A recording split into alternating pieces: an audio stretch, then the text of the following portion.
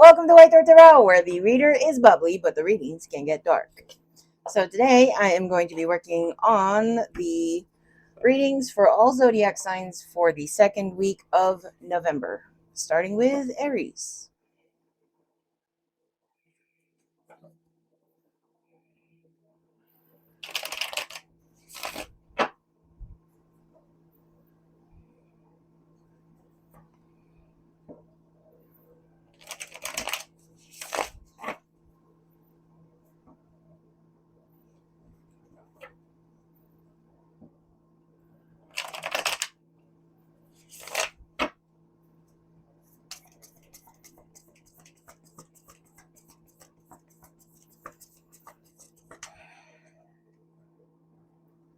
The World,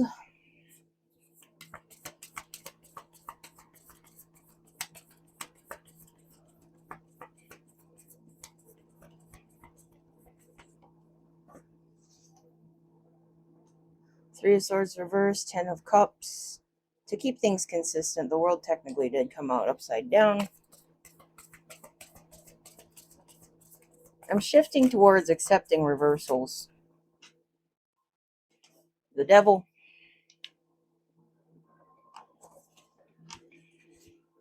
Two of Swords,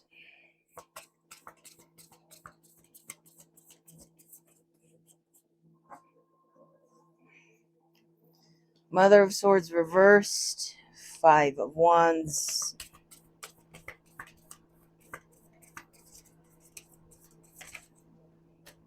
the Lovers,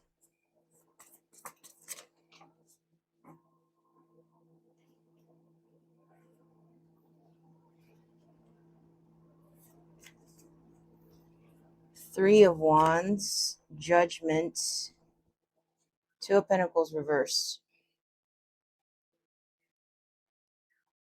Okay. So the World and the Three of Swords coming out in reversed. The World is about endings and new beginnings, right? It's about cycles. With the Three of Swords attached to it in the reversed, it feels like you are resisting an ending. The reason being, and in this case, this part feels interchangeable. Usually, like, I don't like to be like, oh, energies are interchangeable. It could be you or the other person, because it feels like a cop-out. And I'm trying to tap into my collective. So I usually have more of a pinpoint than this. But this part specifically feels like it is interchangeable. So the World reversed, Three of Swords reversed, resisting an ending because Ten of Cups, it did make you happy, very happy at one point. That part's yours. But there was a devil influence on it. And the devil is about obsession, attachment. It feels like something that was very emotionally fulfilling that turned toxic real fast.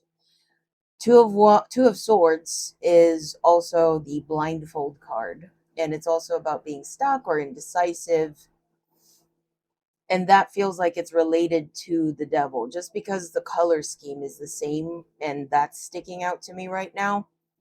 So what I'm reading is that indecisiveness is exactly what caused the toxicity in this situation, this Ten of Cups situation.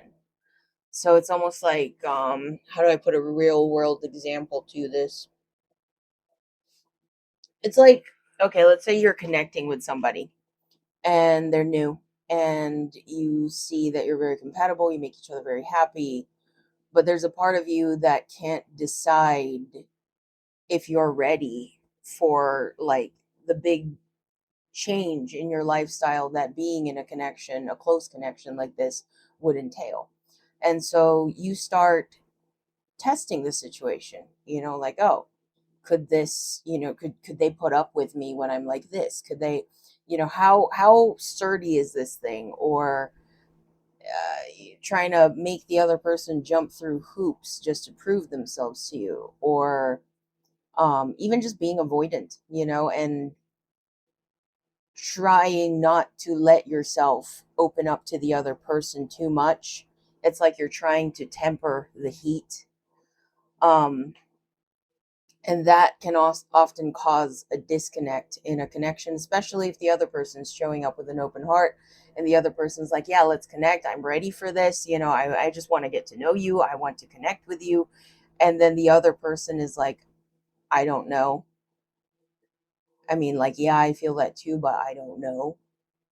And then they start holding back, they start getting calculated. And once, the thing about connections is that they're delicate in nature, in the sense that that kind of calculation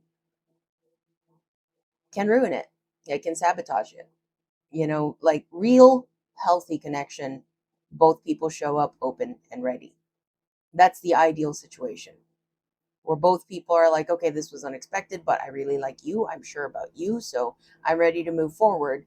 And when you can't do that, that's when it gets complicated in ways that it didn't need to get complicated. So that's the feeling that I'm getting here. And it's because you or the other person sabotaged something so great, something so fulfilling, something that had the potential to be so abundant. 10 of Cups. That's why the ending is so hard to accept, because the connection was there, and then all this unnecessary bullshit happened to it, and now it's gone. But it's almost like there's a part of you that's like, well, maybe I can still salvage it, maybe I can still save this. I'm not getting anything as far as whether or not it's done. I'm just getting that you're not letting it even be done for now. Like, it's still living in your head. Mother of Swords reversed and the Five of Wands in the upright. With the Lovers, these three here feel like you're almost fighting your intuition with ego. Because the Five of Wands is the battle card, it's the fight card, it's the conflict card. And then we've got the Mother of Swords, and she's depicted as very discerning, very observant. And she's an owl, but she watches things like a hawk. And she may be overly critical about situations sometimes. But being in the reverse, it almost feels like a disconnect from that discernment or that intuition. And the disconnect is because there's a lot of ego getting in the way. It's almost like, rather than being in the mode of trying to learn from this experience, there's a sense of trying to come out the winner in the situation. It's not a win or lose situation. It's a life lesson, but it's like someone's turning it into one. The Lovers, that's again about making a decision, making a choice. That theme pops up here with the Two of Swords as well. On this end of the spread, though, it's leaning towards the Three of Wands, which is about beginning new. Judgment is about making a decision. Judgment is about clarity. Judgment is about finality. But there again, we have the Two of Pentacles in the reverse, and that's about juggling decisions. So it's almost like you fluctuate in how decisive you are on what you want to do about this. Sometimes you feel stuck, sometimes you feel sure, then sometimes you feel confused.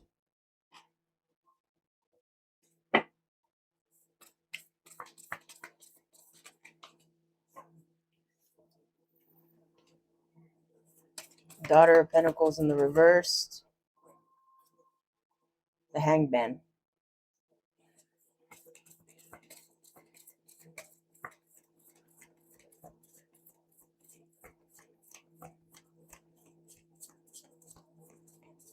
Yeah, I figured they didn't have anything to say after the Hangman. So what I'm getting here, as far as the outcome / advice, Daughter of Pentacles reversed and the Hanged Man, that's about Pentacles in reverse is really feeling like, one thing that I just heard is, this isn't meant to make sense. As in, this isn't meant to make any logical sense.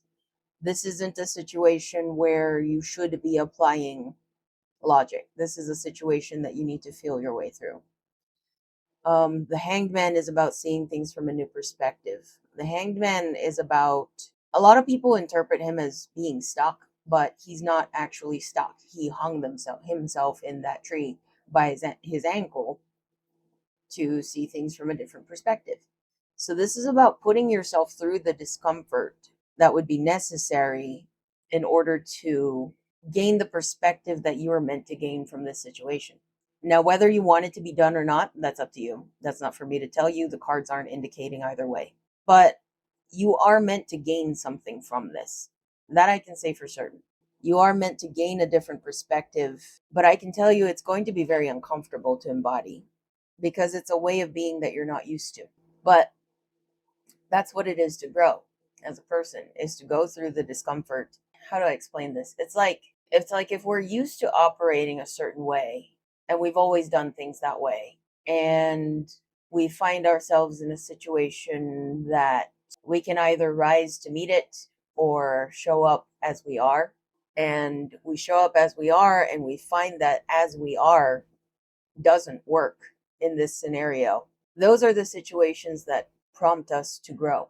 It's not about failure, it's not about winning or losing, it's not about success. It's about experience. So the question isn't, whether this situation can be resolved, revived, whatever or not. It's you're indecisive. You're so indecisive and you're fluctuating in your energy as far as how decisive you are on what you want to do, because there's ego getting in the way, because there's shame getting in the way. There's your old patterns getting in the way. And it's causing a lot of cognitive dissonance inside you because how you are has always worked for you until it didn't. And because this is new territory and you're being called to see things from a different perspective, to learn to operate differently, there's a lot that you have to sort through to gain clarity.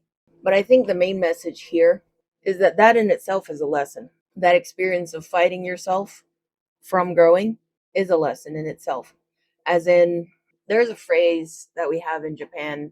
I guess an ish translation would be, to ask the question is a moment of embarrassment, and not to ask the question is a lifetime of embarrassment.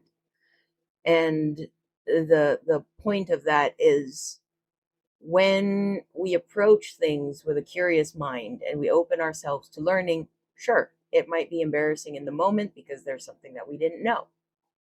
But once we learn that, we only become better for it. But if we refuse to learn when we are given the opportunity to learn, we spend our lives ignorant. So when you're faced with moments like these, how hard do you fight to stay the same? Is your response to experiences like this to resist change, to justify, to try to do the mental gymnastics to make it so that you can ease your shame or guilt? Or do you see it as an opportunity to address something that you didn't know about yourself that needs to change, and change it? And changing ourselves is both more difficult and more simple than people think. As in, changing yourself is a matter of accepting your shortcomings and saying, next time I'm given the opportunity, I choose to do better. I'll be more conscious of this shortcoming and choose to do differently. But also, it's difficult because it is a matter of practice, and there's a lot of discomfort that comes with doing things differently. We all have our comfort zones. My comfort zone is to shut down, shut everyone out, and isolate myself when I'm feeling a certain way, because for me, being misunderstood is an ouch point. I It's been a theme in my life where it's almost like I'd be trying to explain something and it feels like I'm hitting a brick wall with people. And I never understood if it's because the way that I think is just too out there that they can't understand, or am I just not articulating myself well enough? I don't know. But the many attempts that I've made to be understood and failed left a mark on me. So when I'm feeling some type of way, I don't have the energy to do the mental gymnastics to try to get someone else to understand me. And if I try and then get misunderstood while I'm in those states, it just makes it a million times worse. So I isolate because it's easier. That's how I do. So pushing myself to try to stay connected with the people around me when I'm in those modes is uncomfortable. But mentally, I know that with strong boundaries, like if I say that I need to be left alone, I expect people that care about me to respect that. But it is also the healthier choice not to just burn all the bridges, burn it all down, fuck everything. I'm just going to be by myself. So, anyway, that's basically what it feels like you're dealing with. It's like there's a way that you've always been, and there's a way that's just easier for you. It's your comfort zone. And you experience something where that doesn't fly, but it also meant enough to you that you can't just sweep it under the rug like you always have. This is an opportunity for you to grow, and I recommend easing up on resisting it. Accept it. As far as the situation itself, that's up to you, but as far as how you turn out for this, I hope that you choose the path where you come out better for this experience. Now, moving on to Taurus. Mother of Wands reversed, the Empress.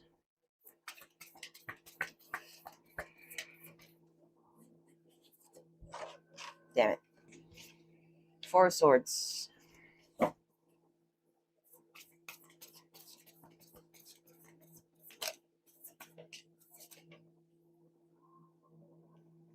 High Priestess.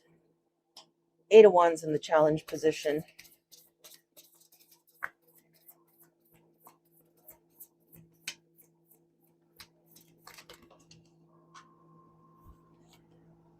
Father of Pentacles.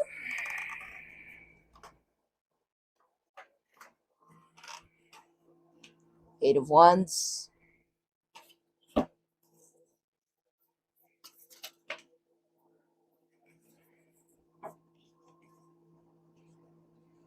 Six of Pentacles. Three of Cups. 10 of Wands in the challenge position. Okay. Well, with the Mother of Wands in the reverse, the Empress, Four of Swords, and the High Priestess, this also feels like a back and forth energy. I say also because I just kind of read something similar for Aries, but back and forth in a different way. Oh, and along with the Eight of Swords, this almost feels like a back and forth between opening and shutting and opening and shutting.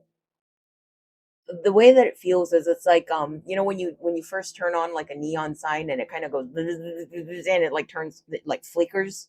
That it feels like with the Empress and the High Priestess being here, this feels like this the beginning of something powerful. This feels like evolving. This feels like leveling up. But with the Mother of Wands in the reverse, the Four of Swords, the Eight of Swords kind of like dotting through in between these cards, it feels like you know that you're on the precipice of something great, but you're also exhausted. I say that because the Four of Swords is about rest and contemplation, recovery. Eight of Swords is this is usually my growing. Yeah, actually, I guess that still applies. The growing under pressure card, because there is a cocoon hanging on a sword, surrounded by swords, and with cocoons, it's the timing is of the essence, right? If you come out too soon, you come out goo. If you come out too late, you get stuck in there and you die. So you have to come out at the right time. And then even once you come out, there are swords all around you. So it's like growing under pressure. In the traditional tarot, this is about being stuck, feeling trapped.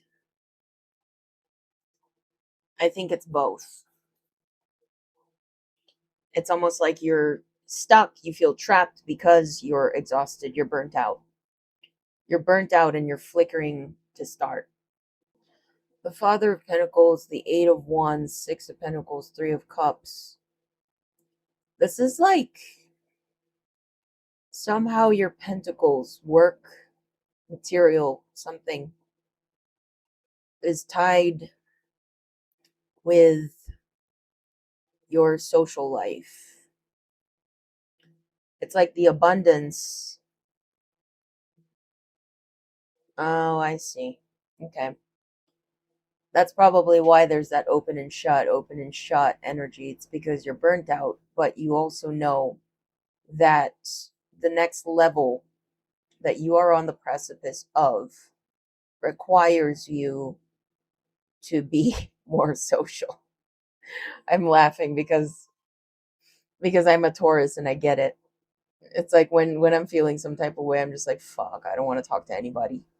I don't want to see a human. That's why I like reptiles. They don't make sounds. They don't make noises. They just chill. And people are so needy or complicated, or they don't get you, and trying to get them to get you is exhausting. And when you're already worn out, it's a lot. It's a lot. And then you start asking yourself funny questions like, why can't I just go walk around and punch people in the face? Or you just get into this mode of just fuck it, fuck everything. But it's like, something in you knows that you can't do that. You can't do that. But the 10 of Wands in the challenge position is telling me too that your exhaustion is very much justified. Of course you're worn out. You just went through a whole lot of crap. It's like, of course you're burnt out. You've had to fight battle after battle after battle after battle. And it's like life just won't just let up and let you have something that comes easy for once. And now you're kind of at a point where it's just like, it's like you're on the verge of giving up, but you also see something great on the horizon. It seems like a long, hard journey to get there. And you're trying to push through it because you feel that it's so close. And if there's something that I've learned in my life, the patterns of my life, victory has always come a day or two after I give up. It's like when you're so burnt out and you're just so done and you're like, I can't keep doing this anymore. I can't keep fighting. I'm tired. I'm done. I'm broken. What more do you want from me? It's only a day or two after that I've gotten a win, at least. And Taurus is like that, like we're the sign of pushing through the bullshit. We're the ones that trudge through the mud to get stuff done. I mean, I spent 8 years on a bachelor's degree because I was juggling it with work and 3 side hustles. I did that for 8 freaking years. I had 2 strokes and brain surgery, and I only took a week off of school. Like, that's how we roll. That is how we roll. Once we set the goal, it doesn't matter how long it takes. And on the surface, it doesn't look like we're doing much. It often doesn't look like we're hustling so hard. That's why people think that we're lazy. That's why Taurus is often called lazy, but we're not lazy. It's just that the kind of work that we do often goes unnoticed. Nobody realizes how hard we're working ourselves because we're doing the slow growth stuff. We're not doing the wham, bam, giant victory. We do the slow, strategic, over years type of work. That's why we are the builders of the zodiac. We build, and building takes a lot of time. It also takes more energy than people give it credit for. We don't have it easy. We just make it look easy. 10 of Wands. You're bearing that. You've been bearing that. You've been carrying a bunch of sticks around. So it's like when you feel like the universe or whatever higher power you believe in is like, keep going, just keep going. You can do it just a little more. You know, it's like you're so burnt out at this point that you're just like, fuck you, I need a nap.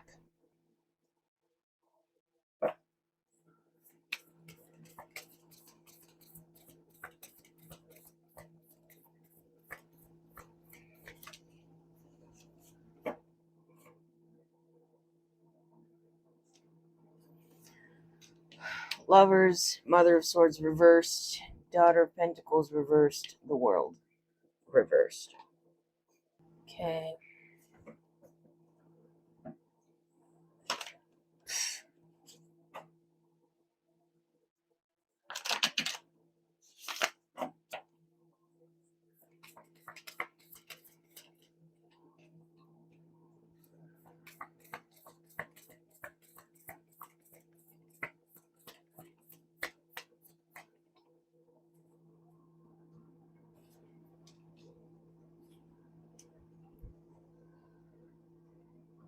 The Star reversed, the Seven of Wands upright. Seven of Wands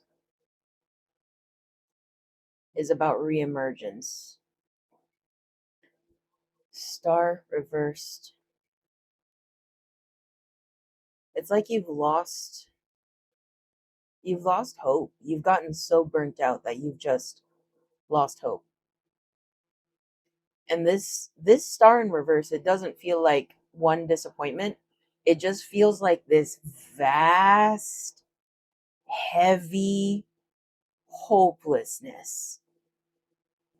And it's like, yeah, your energy fluctuates between sinking and rising and sinking and rising, because this some, you know, I mean, the Empress and the High Priestess tell me that you're somebody that's built yourself to a certain point already. You've done a lot of work already. But even with that, the Empress and the High Priestess, they don't feel powerful in this spread. They feel worn down. It's almost like, yeah, I know what I'm capable of. I know that I'm capable of big things, great things, but right now, I do not have the energy for that. And that's what this feels like. It's kind of a knowing what you're capable of, but it's like, so okay, let's say like an Olympic athlete, right? Okay, sure, they can run really super fast, right? I'm not into sports, so I don't know why I use this as an example. But let's say, right? Okay, Olympic athlete, they can run really super fast or jump really super high. But are they always in the condition to do that at any given moment? No. As much as they may try to take care of their health and keep their body in peak condition, you can't just snap your fingers and expect them to perform as if they're competing at any given moment. They need rest in between too. And that's kind of what this feels like. It's like you're an Olympic athlete, you're the Empress and the High Priestess. You're powerful, you're capable of big things. But right now you're in a weakened state. And right now you're in such a weakened state that you're just like, what did I do all this for? What do I do all this for? You're burnt out. You're just burnt out. The advice, I know the reemergence card is here, but only you know when you're ready to reemerge.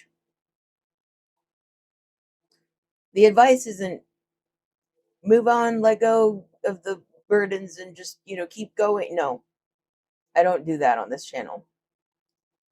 The advice is just to simply remember that even if it all feels dark right now, even if it all feels like it was all for naught, like all hope is lost, you've seen from experience, and you, I'd imagine, had a lot of experience, because you don't get to the Empress and the High Priestess the easy way. But you know from experience, you remember this, that you've felt this way before. You've felt this done before. And yet here you still are. You will reemerge in time, but you deserve rest when you're tired. And I know a lot of people are like, oh, you always have to make sure that you're, self-care, make sure that you take care of yourself. Sometimes life does not allow for that. Sometimes life does not allow for that. Life will keep poking at you sometimes, and you'll have all these responsibilities and things that are pressing that you can't just blow off because you need a me day. And so it's just part of life where sometimes you wind up in a spot where you have nothing left to give. And it's not because you don't take care of yourself well enough. It's not because you did this to yourself on purpose. It's you got dragged through the mud. You had a rough spot where shit just kept hitting the fan. And shit might still be hitting the fan. And you might be in a spot where you're just like, when does it end? When do things just get easier? And it's okay to feel that way. Life is unfair. And I don't say that in a get over it, like suck it up buttercup kind of way. I mean, life really is unfair. Just because you've done all this work doesn't mean that things get easier. And sometimes all the work that you've done has just been about getting out of a hole and not necessarily getting anywhere. It's shit just gets heavy sometimes. And it's okay to feel the weight of that. It's okay to say, I don't have it. Right now, I don't have it. The world may keep urging you to jump and expect you to go how high. It's okay to just say, fuck off. I need a minute. But the advice, it really does feel like just a gentle reminder that things won't be like this forever. Maybe the circumstances will change and things will get easier. Maybe you'll get enough rest that you find your fighting spirit again. But nothing is permanent. Not joy, not pain. Everything is transient. Even we are transient. But point of advice from me, you don't have to put more pressure on yourself. It feels like everyone else is putting enough on you, but you don't have to put more pressure on yourself to be back in peak performance just because they're telling you to jump. So you don't need more of that pressure from yourself. There's no shame, there's no guilt in just being human, a human being that has had enough.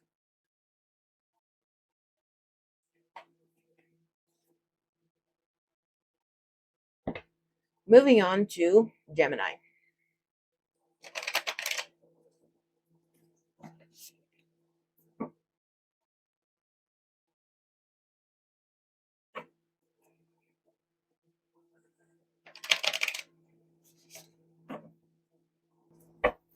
All right.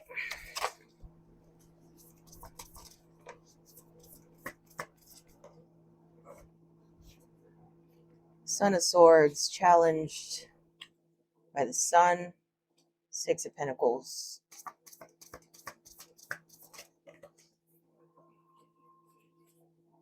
No.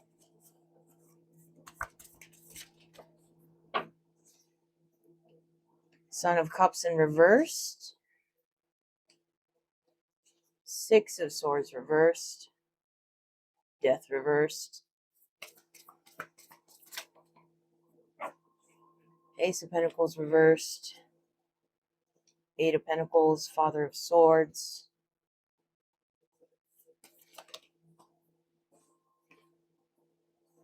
Father of Wands reversed. Father of Cups upright. Overall, this feels like a battle between your logic and your heart.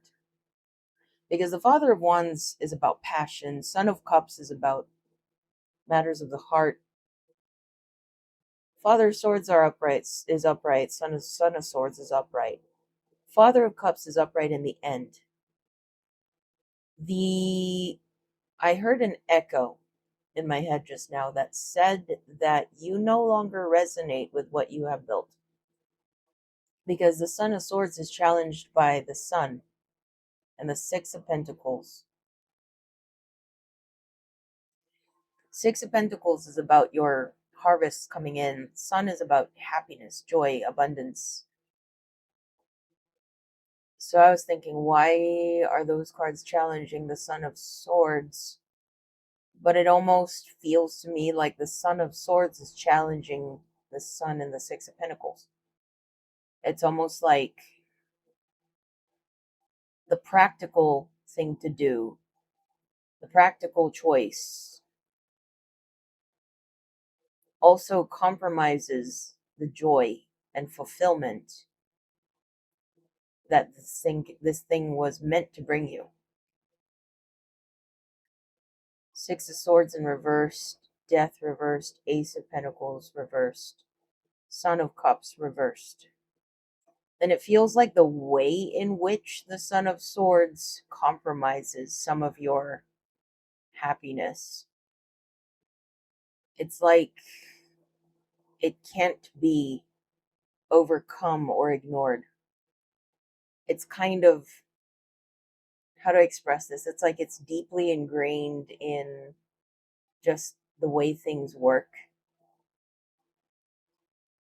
A real life example that I could apply to this is, for example, I used to be a professional singer. I grew up wanting to be a singer. I loved singing. I practiced every single day for years of my life. And I finally became a professional singer. I released an album, I did a tour, I had fans. But commercializing or capitalizing on what I just genuinely enjoyed doing put a lot of pressure on it that kind of compromised the joy of doing it. Because when you're a pro, you have to sing on a scheduled date. And maybe you're not in the mood for it. You know, maybe you're not feeling well, but you got to do it because you can't just be like, yeah, I call in. I'm sick today. And then what do you do with all those people that just bought tickets? So you get on stage and you do it, but you're just dragging yourself through it because you didn't want to do it, but you have to do it because it's on your schedule. And that's kind of the thing that just killed the buzz for me. It made it less fun for me. And doing that professionally kind of turned into a chore rather than something that I liked. Like, people think that it's the dream to do what you love for a living, but I often find that what you enjoy, what you like, sometimes making it a living is exactly what ruins it. And so what I ended up doing is finding something adjacent to what I enjoy. So professionally, I still sing, but professionally, I'm aiming for a career path that is more aligned with my purpose rather than what I enjoy. It's not necessarily something that I enjoy, but it is something that I can be good at. And it is something that aligns with what I think my role is here in this life. And basically, my rambling on all this is because this is what this feels like. It feels like you chose a path that is based on something that you enjoy, but turning it into a profession killed it, killed the joy. I also just realized that the Eight of Pentacles was in the reverse too. So again, emphasizing that you no longer resonate with what you've built. Father of Swords in the upright, right next to the Father of Wands in the reversed. Again, it feels like a battle between passion and logic. Father of Cups in the upright at the end, though. It feels like you're still trying to find a way to make it work. This feels like the image that I got is somebody kind of digging.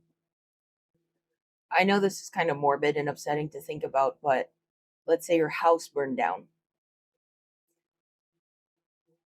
What are the three things that are going to pop into your mind first to check on? Let's say your house burned down, they put out the fire. Now you can go into your house and try to salvage what you can salvage. What are the three things that you're going to look for? That's what this digging feels like. It's like, okay, I started with this, a dream, a hope, something inspiring, something that I enjoy, something that sparks something in me. And now I've got this attached to it, this attached to it, this attached to it. And now it's not so fun anymore. And it's almost like you're like, okay, why did I want to do this again? Like, what was the thing that put me here to begin with? When it's all said and done, what are the things that I'm going to miss about this? What are the things that that I'd look for if all hell broke loose? You know what I mean? It's like if it all fell apart, what are the things? What are the main things that I would look for in the wreckage? And I don't think that people go through that thought process enough, that hard reset in the mind, going back and being like, okay, when we boil this all the way down, what really is important to me? Because we do this in relationships too, right? Where we get together with somebody, and at first it was all sparks, and we're just like, oh my god, I love this person, I want to be with them all the time. And then you spend a few years together, and then now you hate the way they chew. You hate the way they chew. They keep missing the hamper, and all that, I think, is a deeper underlying issue of a lack of consideration for the other person. But with that set aside, you're as you get to know someone, you start to get to know their quirks too, their faults, all of it, right? And so you had this initial spark that drew you to them in the beginning, and now you got all this stuff attached to it. Like, yeah, they're great in this way, but also, they annoy the crap out of me. And it's almost like with this Father of Cups, you're having a moment where you're like, okay, you're looking at the same person and you're like, why did I fall in love with you again? What about you keeps me with you? And you're going through that sorting to get back to the diamond, that initial spark, because you need a reminder and you're trying to remind yourself why.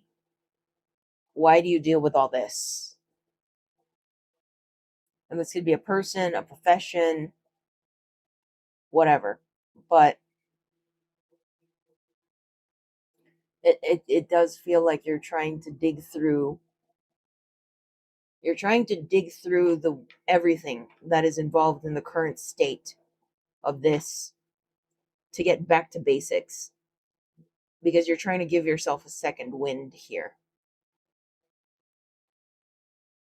This doesn't feel like you're quitting. This feels like you're renewing. Yep. I was going to close the reading here, but for some reason I heard something else.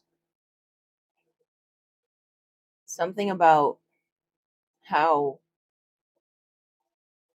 the couples that make it, like, over decades, are the ones that never lose sight of why they love the other person.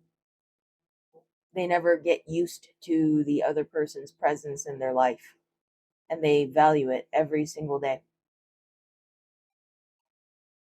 That's the trick to keeping the spark going, whether it be a hobby, a profession, a relationship, in anything in life. I've found is to keep reminding yourself why that thing is very important to you, and never taking it for granted, never expecting it to just be there just because it's always been there forever and ever, but facing everything that you value with earnesty, with love, with appreciation, consistently. That's the key to joy, too, is never letting the spark die. All right.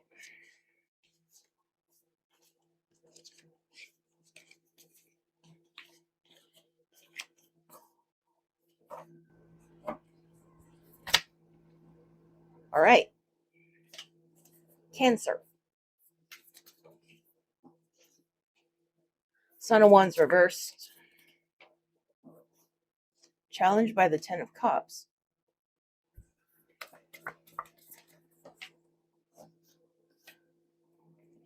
Ooh, Nine of Swords.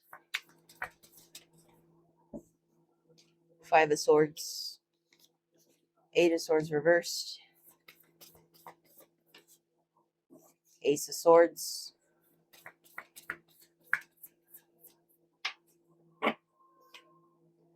Eight of Pentacles.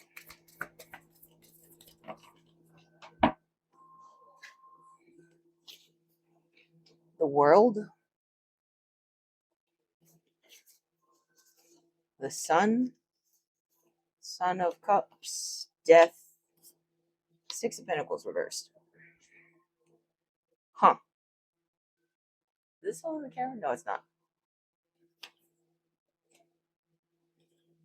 Oh, the Sun's reversed too. Just noticed that. Okay.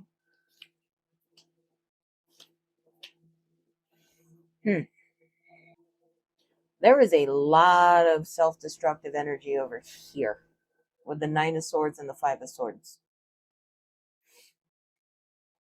So the Son of Wands in the reverse, the Ten of Cups in the challenge position, along with these two, screams self-sabotage to me. Because this is something that could make you very, very happy. Son of Wands in reverse indicates to me that at first it was something that you were drawn to or driven to do from a place of passion. But then with the Nine of Swords and the Five of Swords, it's almost like you're... I know I trailed off when I said you're, but my head said overthinking it. You're overthinking it. Because the Nine of Swords is about anguish, anxiety, depression. It's a lot of mental torture. And the Five of Swords is about self-destructiveness. Eight of Swords in reversed, Ace of Swords. The Eight of Swords in the reverse is about getting out of a position of stuckness, but the Ace of Swords is like sudden communication or a sudden truth. And usually, normally, I would say coming out of the Eight of Swords with an Ace of Swords is very good, because that means that you're getting out of that spot where you're like, oh, I don't know what to do. And you're like, you know what? And you deal that truth, right? You speak your truth. But for whatever reason, when I looked at those cards, I heard, are you sure you want to do that? And then I just heard half cooked. So I think what they're trying to say is the discomfort that you're in right now, it seems like it's pushing you to want to get out of that discomfort so bad that you're not sure how you feel yet. You're not sure what you think yet. But you're thinking about speaking up just to be done with it or just to get out of it. And I'm like, You might not be fully formed in that cocoon yet, though.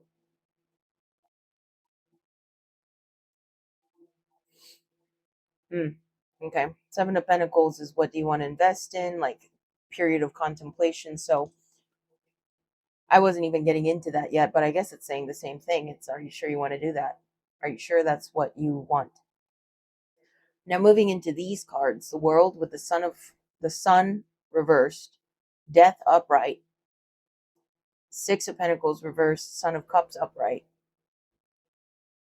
Again, I'm just hearing, are you sure you want to do that? Because the world is about endings and new beginnings. It's about cycles, right? So it's almost like for some reason I just saw like a computer screen, and like when you're shutting down and they're like, oh, you still have all these apps open, are you sure you want to shut down anyway? And you're like, yeah, fuck it, shut down. That's the energy that I'm getting from this. Like I saw a computer screen and someone doing that. So maybe wait for the apps to close first. Like get back in there, close the apps properly. Make sure that you absolutely have a clean slate before you shut down your computer. Because the sun being in the reverse after the world, it almost feels like if you do this, you're sacrificing something that you're not meant to sacrifice. And as I say that, it almost feels like it's like, you know how like sometimes people they get with other people and then they're like, you're too good for me. I'm just going to fuck up your life. So I'm doing this for you. I'm totally doing this for you, but I got to go. I can't stay with you because I'm not good enough for you, and I'm just going to mess things up. When the other person really just wants you to stay, you know, just stay and figure it out with them. But then you're just like, no, I have to go. I have to get out of your, I'm too much of a burden, you know, but that's not really for you to decide. I don't know why I'm going on this rant right now, but that's what this feels like. It's like that. It's like the world, then the sun reverse. It's like that. It's like you're throwing it away because you think you're not worthy of it or something like that. It's like, oh yeah, I'll get out of your hair, and then you're not even letting the other person speak, you know? But it's like I adopted a beagle, right? And he's adorable. I love him. He's been on this channel. You guys have seen him if you've been watching my videos, but he is a nightmare. He is also a nightmare. He destroys things. He's eased up on it now that he's turned two, because with humans it's terrible twos, but with dogs it's kind of different. Like once they turn two, they kind of calm down. And but he used to just shred stuff every time I left the house. I'd come home to a mess every time. And I know crate him, you know, and I tried that, but he would literally scream and cry the entire time that he's in that crate. And I rescued him from a lab, so he kind of grew up in a crate, you know what I mean? And I don't know. I didn't have the heart to do that to him. So, and I know it's not cruel. I know it's not abuse. I know that. It's just for him it felt like it was because of how he grew up, you know, and his life before me. But anyway, what I'm getting at is, yeah, he's a nightmare. Yeah, he's a pain in the butt. But also he's my dog, you know. And if he told me one day like I'm too much of a burden for you, so I'm just going to leave. It's better for everybody. I would be like, "Fuck you. You're staying." That's not for you to decide. Whether or not you're a burden on me is not for you to decide. I choose what I take on. We can't choose whether or not we suffer in life, but we can choose what we suffer for. And sometimes people think that you're worth suffering for. And people have just got to get over themselves and accept that. If there's someone in your life that's like, yeah, you are a handful, but I love you. I'll put up with you every day until the day one of us dies. Freaking accept it. It'll be easier on both of you. This goodbye doesn't have to happen. Doesn't have to happen. You don't have to lose each other. It would just be easier on both of you if you can just get over yourself and accept it. Sorry, I'm getting harsh, but for some reason it feels like it's needed. Because people put so much unnecessary bullshit on relationships that don't have to be there because they can't get the fuck over themselves.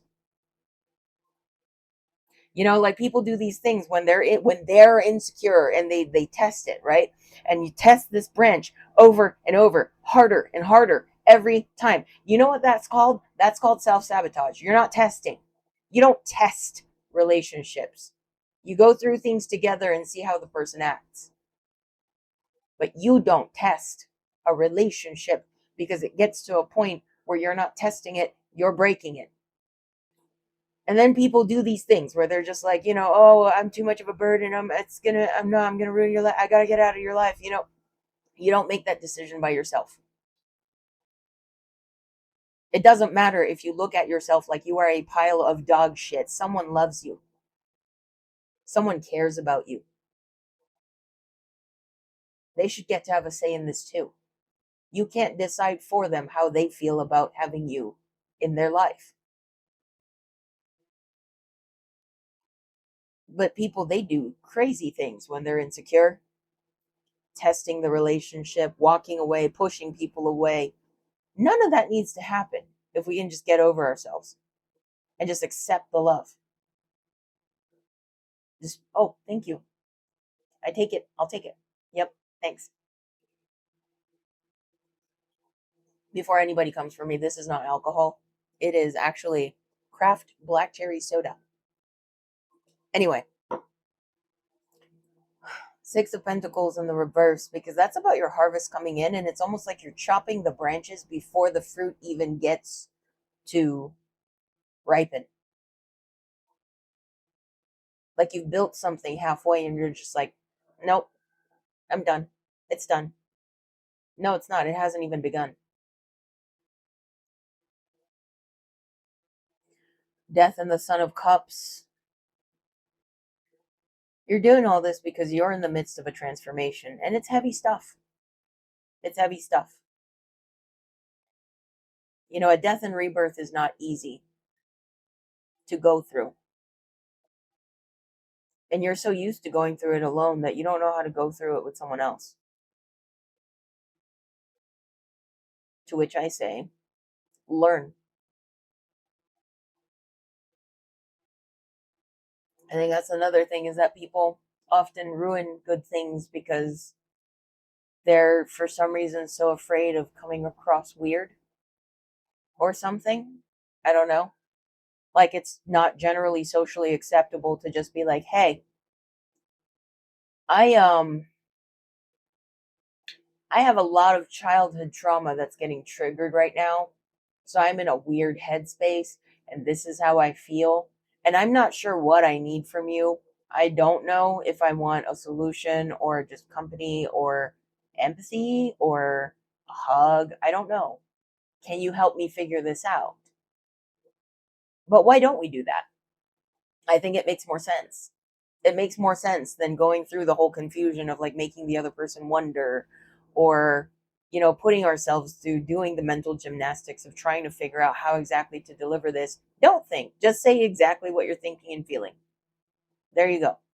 Just remove that part of it, remove the filter, just let loose, because this is someone that's supposed to love you. And if this person loves you, then they're not listening to, or they shouldn't be listening to defend themselves or to justify anything, or to negate how you're feeling or to dismiss you. They should be listening to you to understand you better. And their intention should be to try to contribute to your happiness. Now, that's a slippery slope to codependency. You can't make another person happy, but you can contribute to their happiness. And that's what love is. It's trusting someone else with your heart fully and allowing them to try. And you yourself trying to make their life better somehow. It's about taking care of each other. when it all is what it all boils down to. It's just about taking good care of each other, staying in tune with one another and your needs and your wants, and just wanting to see each other thrive. That's what love is, or at least a committed relationship. Love is a little more broad than that. I misspoke, but you know what I mean. So, Cancer, the advice, for lack of a better way to put it, get over yourself.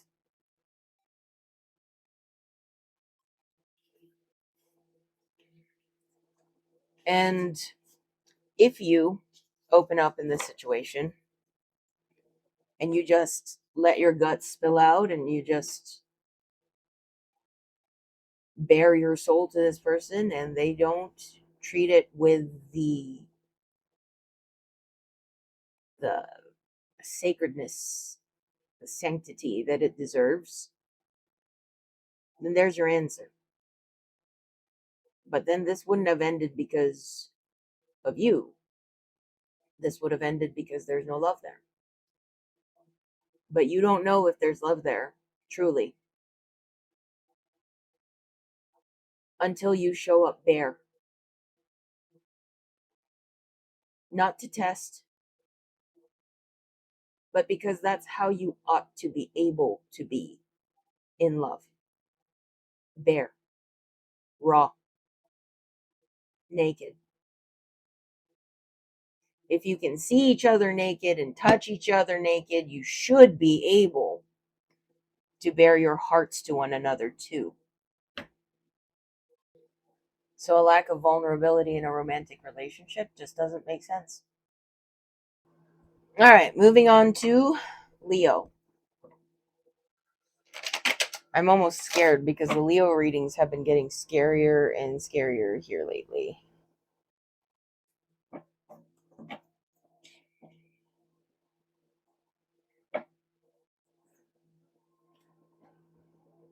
And I'm getting dizzy for some reason. And I can't tell if it's a psychic thing or my chronic illness kind of thing.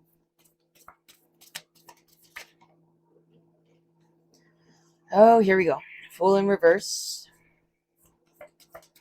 Taking a leap of faith, but you're stuck. Four of Cups in the reversed.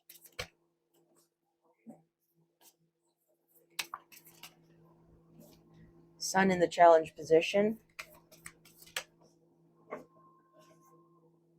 Ace of Wands in the challenge position. I can tell you right now, this reading is going to be about the Yup, here we go. Tower in reverse again. This carried over from your last reading for the first week of November. Yep, Four of Swords, Hangman reverse. Yeah, I can tell you right now, this is going to be the same reading as last week's, where there's a situation where the tower is falling and you're not jumping, you're refusing to jump. Six of Wands, I believe that was there too last week. The World. Two of Cups. Oh, okay. So again, the Fool is about not taking the leap of faith. In the reversed, it's about hesitation. Four of Cups is my letting opportunity pass card. In the reverse, this almost feels like, it doesn't feel like it means the opposite just because it's in the reverse. It almost feels like it's emphasizing it. It's like, in that hesitation, it feels more intentional. It's not just about letting opportunity pass and being passive. It's about rejecting, is what this feels like. It's almost like not only are you just turning a blind eye to the better options around you, you're actively rejecting better options around you. Sun in the challenge position, Ace of Wands in the challenge position, Tower in reverse. Yeah. You know what? At this point, just rewatch last week. Or if you haven't seen last week's, watch it. Because it's saying the exact same thing. The tower is falling, but trying to hold those bricks together isn't going to hold that tower up. It's going to fall. It's going to fall. And it's almost like with the sun and the ace of wands in the challenge position, it's like you are still holding on to like some joy that you had associated with this thing that isn't even there anymore. Four of Swords, period of contemplation, rest, recovery, stillness, too. Hangman in the reverse. Hangman in the upright would tell me it's about seeing things from a different perspective. But the hangman in the reverse is, it's like you're being hard-headed about this. Six of Wands, last week it showed up to emphasize a need to come up with a backup plan. It's like if you're not going to jump, then you should at least have a plan for when you fall. In the world, endings and new beginnings. This time, though, compared to last week's, it feels like it's coming up with an extra piece of information that once this whole cycle is over, you will come out better. You will come out happier, because the Two of Cups is about connection, right? It's about intimacy. It's about true connection. You know what? Clarify this Two of Cups for me.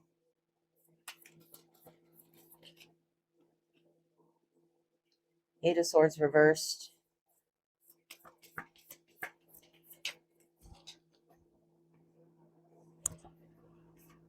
Five of Swords reversed. Eight of Cups reversed, and the Seven of Pentacles. Well, it also feels like maybe part of you knows that you would be better off jumping from the tower before it falls. But it's like I just heard delaying the inevitable. Because to get to this Two of Cups, it's like you know that you're going to have to go through a very tumultuous period of time. It's like, let's say you suspect that your husband is cheating, and you keep telling yourself, no, he's not. And you're not going for a divorce. You're not confronting him. You're not doing anything about it. You're just turning a blind eye. But you see his phone lighting up at night. You hear hushed conversations when he does answer the phone when you're around. You're seeing someone else's name on his phone.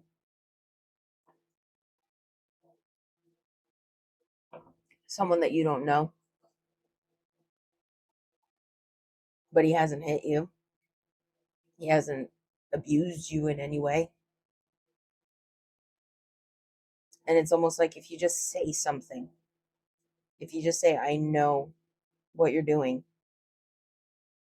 you think that that's going to cause the tower to fall. But what this is saying is that the tower is already falling. You're just avoiding the inevitable because divorces are messy.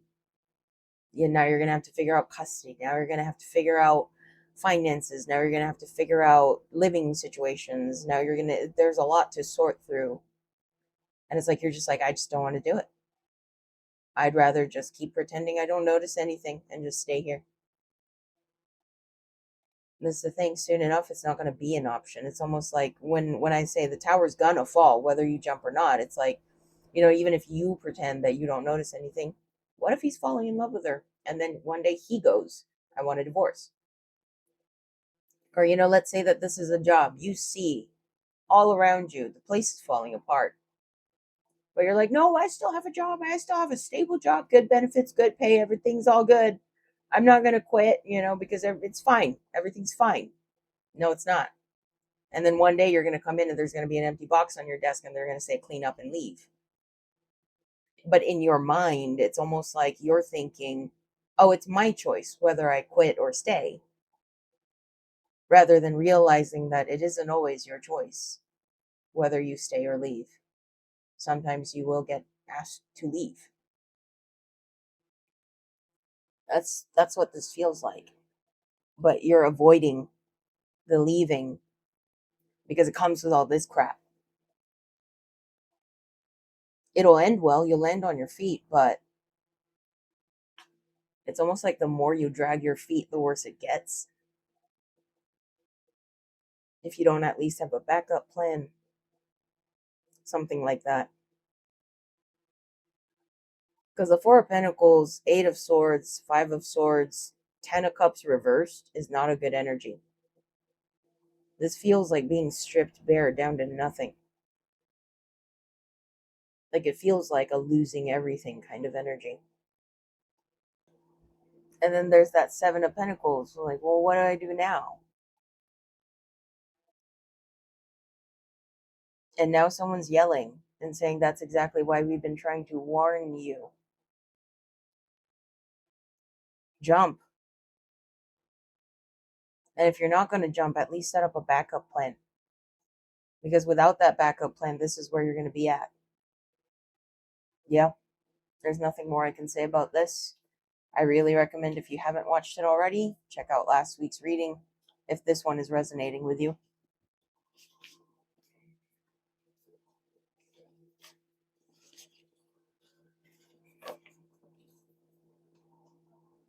And I think I've been hinting at this since September, so it definitely feels like a slow build. And every reading, it feels like it's gotten worse and worse and worse and worse. And now it's showing up unbearably pressurized. So I feel like there will be some sort of conclusion or another, probably by the end of the year. All right. Oh, next, moving on to Virgo.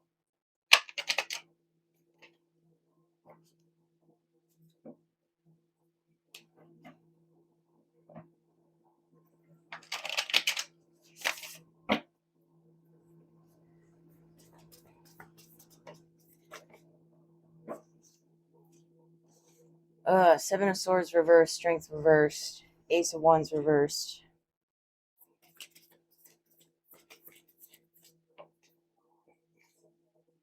Six of Cups in the challenge position.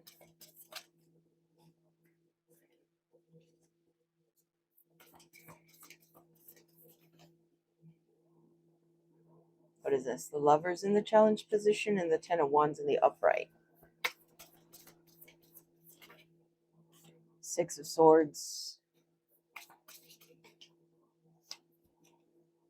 Four of Wands.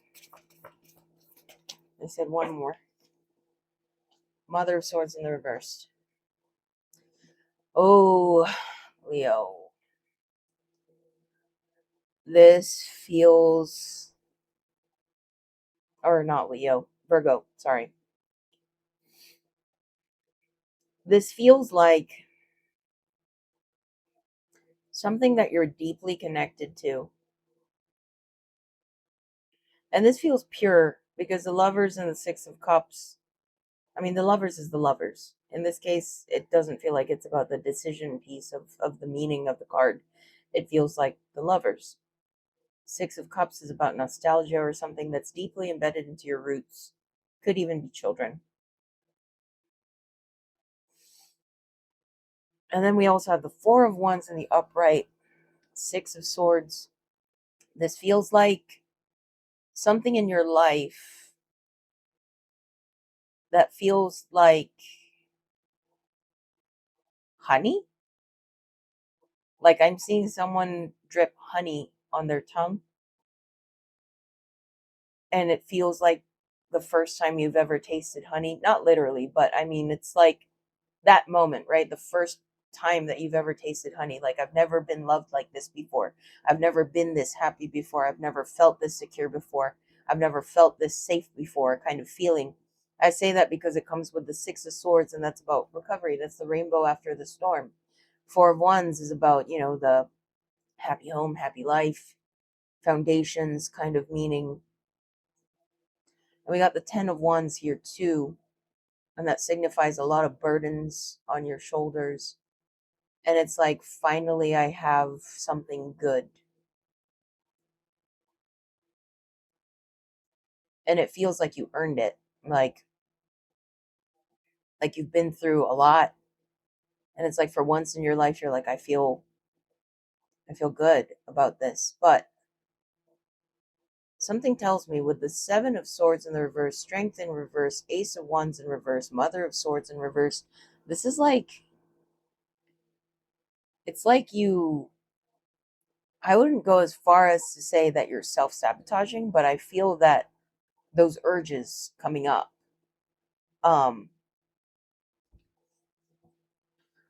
it feels like flickers of dark thoughts that run through your head.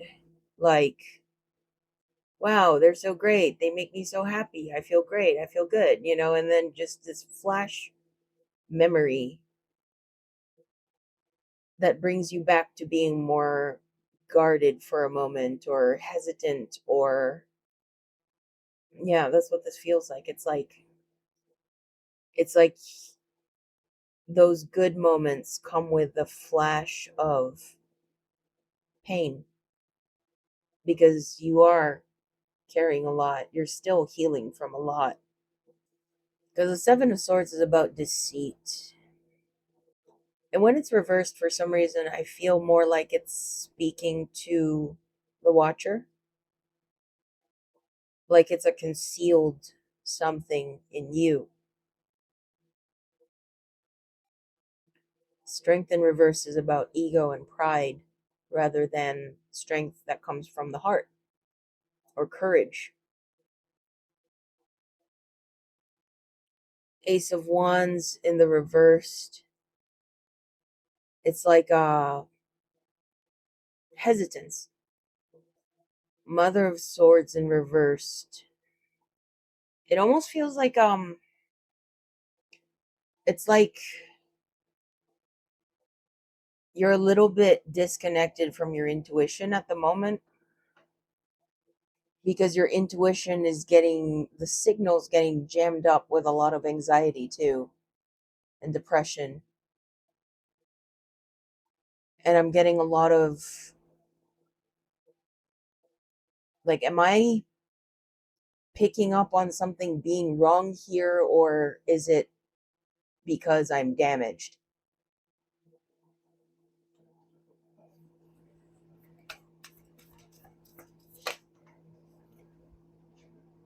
Ten of Pentacles reversed,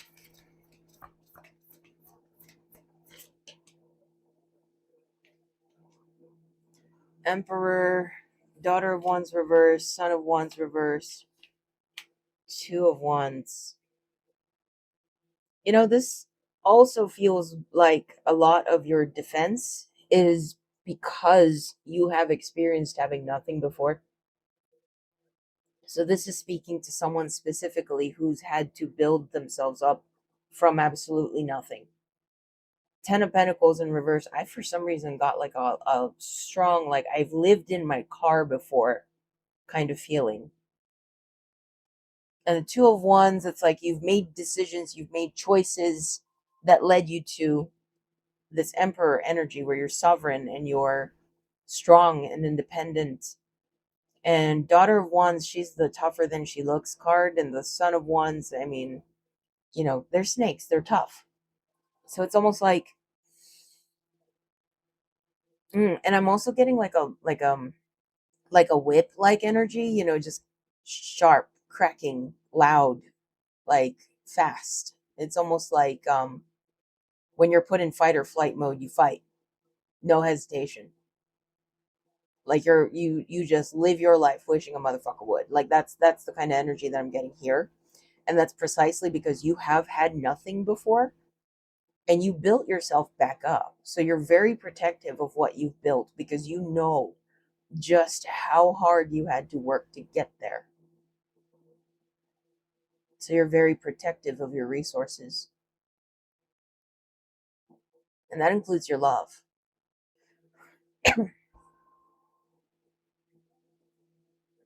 So now I'm not the type of reader that's going to be like, oh, yeah, you can trust this person. Everything's going to be fine. I don't do that because that's not how tarot works, actually. Tarot reads energies, not circumstances. Except for when the circumstances are very loud energetically. But my point is, this is the process that you're going through. When you're someone that has had nothing and you've built the life that you have, brick by brick, painstakingly with bleeding fingers, of course you're not going to give it up so easily. Of course you're not going to let anyone in all willy-nilly without screening them first, right? So it's like you're going through the process of figuring out how to balance your discernment along with your more in the heart energies, discernment and distrust, because sometimes they go hand in hand. They're kind of two sides to the same coin. You're trying to balance inner strength and independence with your pride, your toughness, your I don't need anyone kind of energy. It's like you're trying to sort through what parts of me are defense mechanisms and what parts of me are truly me. Because experiences like that change people. They make them a little rough around the edges, they make them tough skinned. And that is often a dynamic that one would see in a romantic relationship with someone like that, is they have a hard time being soft. They have a hard time letting someone like baby them. For some reason, that's the phrase that came to mind. Because you've spent such a long time having to hold yourself together that you forget how to let other people hold you.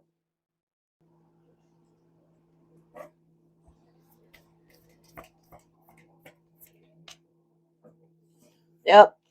For the advice, the devil is in the challenge position. You're fighting your demons here.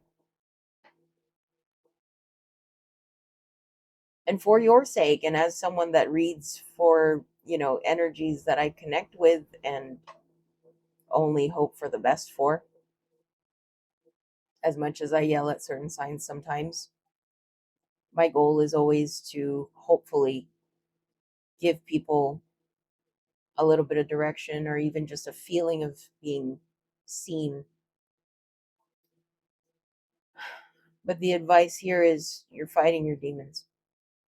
For your sake, I really hope that you're not doing all this for naught. I really hope that this is something that is worthy of the effort that you're putting in to keep. But even removing the focus from the external situation or other people, this process is in itself important for you and for your development as a person. Because I feel like life makes us tougher, it makes us harder, it makes us stronger. Trust me, I've had my fair share. I mean, how many times have I almost died at this point? I think I can count about 13 near death experiences. Some of that was critical illness, a couple of them were accidents. And, when you've gone through enough tough things, you get tougher, you get harder, you get more protective of yourself because you know what pain feels like and you don't want to go through that again. Duh. And our brains are wired that way. Our brains are actually wired to hold on to bad things stronger than good things because we need to remember when we touch the hot thing how bad it burnt so that we never do it again. That's how our brains are wired. They're wired to hold on to trauma. And fighting that is not easy. But I also know from experience that life will toughen you up. It'll make you harder. It'll make you all these things. But slowly but surely, the other half of the journey turns into softening again and develop a different kind of strength. Different kind of strength. Strength card. Where you know that you can afford to be soft because you also remember how you've recovered so many times. You also remember not only what you've been through, but what you've survived. And it's like you start to get to a point, and I'm just getting there myself, where you're like, you know what? I can be a little more open. I can afford to be brave because I also know that I trust that I can survive anything.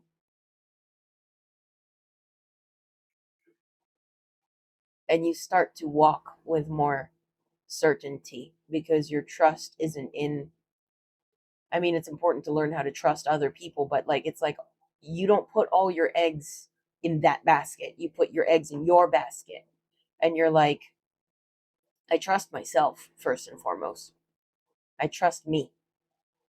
I don't care what y'all are doing. I don't care what goes on around me. I trust me because life is unpredictable. People are unpredictable. People lie. People hide things. People betray. People can hurt you. People are honestly the scariest thing on this planet. You know, people always freak out about my snakes. People freak out about alligators. But you know what? You duct tape an alligator's mouth shut, you're done. There you go. They're not dangerous anymore. Snakes, they're not aggressive. They're just defensive. And if you know how to treat one, they're not that bad, you know? And in the grand scheme of things, more than sharks, more than bears, more than alligators, more than snakes, people have killed more people than anything else on this planet. You know, so it makes complete sense to me why people are so terrified of each other.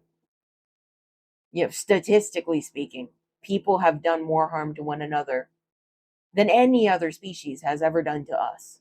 So all the things that people say are scary, and yet here we are working together, being around each other all the time, and we are the biggest danger to one another.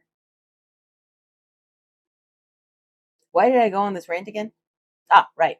So basically the point is, you know, danger is all around us, whether it be emotional, physical, mental, it's all around us in all kinds of different ways. Life is unpredictable. Sometimes you never know what people do to you, you know, and sometimes you just don't see it coming. But that's also why we can't count on our surroundings being easy for us to feel safe. We can't fully place our trust in our surroundings. We always have to stay vigilant. We always have to stay discerning. But being discerning and being distrusting are two different things, two sides of the same coin. And it's about balance, right? When you want to connect with someone, you have to learn how to put that down and be open and connect. And that's a different kind of strength. For some reason, I saw a boxer, and it's like I see one that's holding this defense position and just taking the hits right here, like protecting himself. But he's not getting to throw a punch back because he's protecting himself. And then it flipped to a different kind of boxer that just took a punch to the face and just threw one right back and knocked the other one out. So that's kind of what I'm talking about. It's like if you're stuck doing this, it's hard to get anywhere with anyone or anything. You know, you have to be open to some degree to be able to move forward, to let that energy flow forward. Now I'm getting into the realm of feng shui, but I'm not going to explain feng shui reiki right now. But the way that we posture ourselves in the world affects the way the energy flows around us and within us. So what I'm saying here is that being open to some degree is what brings in the good, but it also makes you vulnerable to the bad. And the only way to get around that without just staying stuck and defensive in place forever until the day that you die is to start putting your trust in you, in the fact that you can take a punch to the face and be ready to throw one back if need be. It's not about hoping that no one will ever punch you in the face. It's about making sure that you can take one, if that makes any sense. I don't know why the analogy went that way, but yeah, this is about putting your faith in you. So this process that you're going through, likely because of a connection, it's not about the connection at all. I mean, of course, to you it is, because it feels personal, because it's happening to you and there's another person involved. But the emphasis is being placed on learning how to be strong on the inside and not just having a really tough shell. Yep. So the devil in reverse, it's about balance. It's not about just like losing all of your defenses or going soft and forgetting how to be strong. It's like, no, how do you keep all that while keeping it in balance, keeping it all in check? Making sure that it doesn't turn into sabotaging your connections or sabotaging opportunities, but rather simply being in your back pocket to keep you safe if shit hits the fan. All right. Now, getting into who's after Virgo? Libra.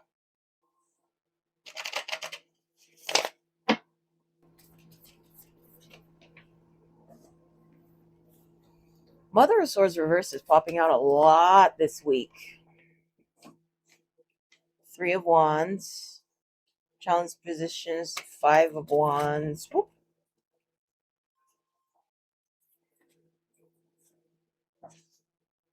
Ooh, Ace of Swords reversed. Okay.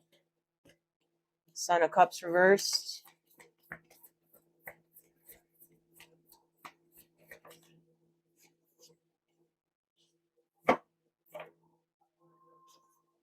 Lovers in the challenge position. That keeps popping up too.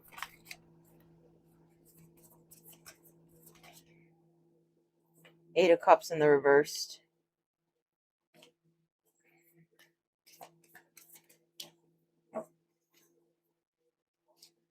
Father of Wands and the Eight of Pentacles in the challenge position. Okay, I see what this is. This is the frick. I always forget what they call it. It's the, what was it? Like the sunken investment theory or something like that. It's like when you invest so much in a relationship that the relationship doesn't even make you happy anymore, but you're sticking with it because you put so much into it. That kind of thing. Sunken cost theory. What was it? I can't remember. Anyway, Mother of Swords in the reversed. Okay, we can't say that.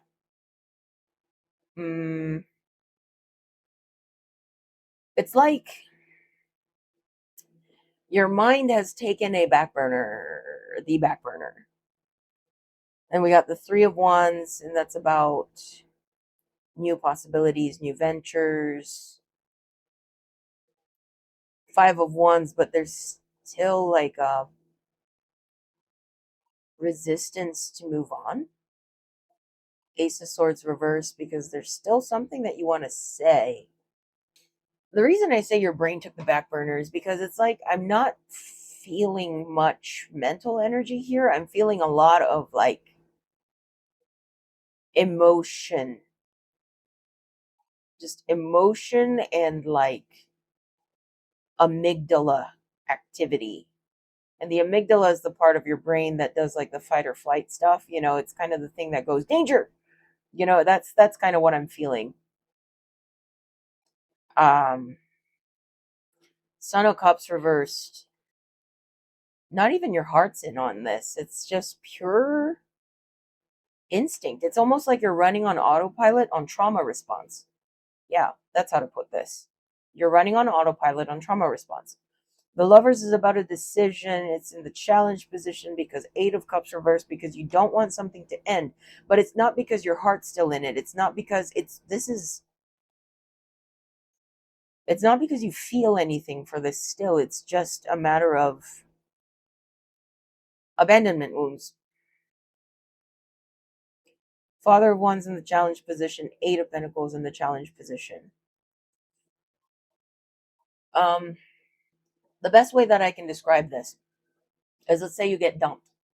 And you don't even like that person anymore. You don't even remember why you were with that person at this point. When you really think about it, it's like your brain right now is telling you that you really love this person and you're heartbroken. But in reality, you're not actually heartbroken. You're just going through triggered abandonment wounds. It doesn't hurt because you love them. It hurts because you got left. That's what this feels like. It's like it's not even a heart thing. It's not a mind thing. It's a instinct. It's like you're moving on the brain stem right now. Lover's challenge position, 8 of Cups reversed. And there's a lot of like, I don't want this to end, but there isn't any indication as to what you're actually holding on to. It's like you're holding on out of pure instinct, habit, and probably in your mind you're telling yourself the sunken cost theory thing or whatever it's called. With the 8 of Pentacles in the challenge position and the Father ones in the challenge position, this feels like but I put so much into this. But it's also like, did you? And I only say that because I don't see any sort of anything that indicates an emotional attachment to this, to be honest. Like it never got that deep, is what this feels like. And to be honest with you, it feels like you're only holding on for the sake of pride because you don't like how it ended. You want to be in control of the ending. You want to be in control of the narrative. But it's not emotional attachment that's holding you, it's pride. But the part that's kind of messing me up a little bit is that the signal keeps getting jammed with like all this stuff. That, that. It's like in your mind, you're thinking, but I love them, or, that I put so much into this. I put so much of myself into this. But the energy outside of your mind feels like you never really did. To be quite frank, it feels like it stayed pretty surface level. It's just that those thoughts are kicking in to protect you right now. I wouldn't go as far as to say that you're lying to yourself or deluding yourself. Nothing like that. It's just the brain has a way. Okay, now we're getting into like my psych degree here, but the brain has a way of rationalizing irrational things to make it easier for us to absorb, because fear is based on unknowing. Okay. And actually, did you know, fun fact, that racism is a fear response? Xenophobia is a fear response. That's why they call it xenophobia. It's a fear response because the part of the brain that gets triggered when you see someone, if you're racist, if you see someone of a different race, the part of your brain that gets triggered is the amygdala. It's the part of your brain that goes fight or flight, danger. So, you know how when people see snakes, for example, their instinct is to try to kill it because they're afraid. But when they explain that, they say, I hate snakes. When really they don't hate snakes, they're afraid of them. The part of their brain that, triggers that fear response, that I need to run, and it like pumps the adrenaline into your body and goes, go, go, go, go, go, is what gets triggered when these people that fear snakes see a snake. It's what gets triggered when these people that are racist see people of other races. It's a fear response. And so just like any other phobia, the treatment, fun fact, to racism is actually just exposure therapy, and that's also why you see kind of lower rates of racism in more diverse areas, because they've been exposed to people of other races more growing up in those areas. Um, what was I getting at again? Right. Okay. But in your case, what your brain is doing and what our brains do, and the reason why people go and say, well, I hate snakes, when really they're afraid of snakes. because all fear is based on unknowing. They don't understand snakes. They don't understand people of other races. They haven't been exposed to very many of them before, so they don't know them well. And that's what triggers that fear response. But they rationalize that fear in their brain, that question mark, exclamation point, question mark moment, with words that kind of make sense, but don't if you're really listening. And that's what your brain is doing. It's having a very primal response that you're adding words to. And your brain's doing this automatically. And that's why you're confused. Because it's like emotionally, you already feel it, that you're not really emotionally attached to this. This didn't break your heart. You didn't really open up enough for it to break your heart to begin with, is what this feels like. But because the abandonment triggered something in you, now you're running on autopilot on a trauma.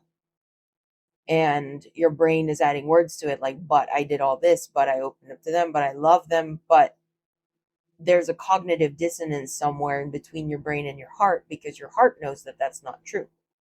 Your brain is just trying to rationalize so that you feel a little bit better about this. But you don't even know that you're doing that. You don't even know that that's what's going on. So that's why this is kind of a very this is a very psychological reading.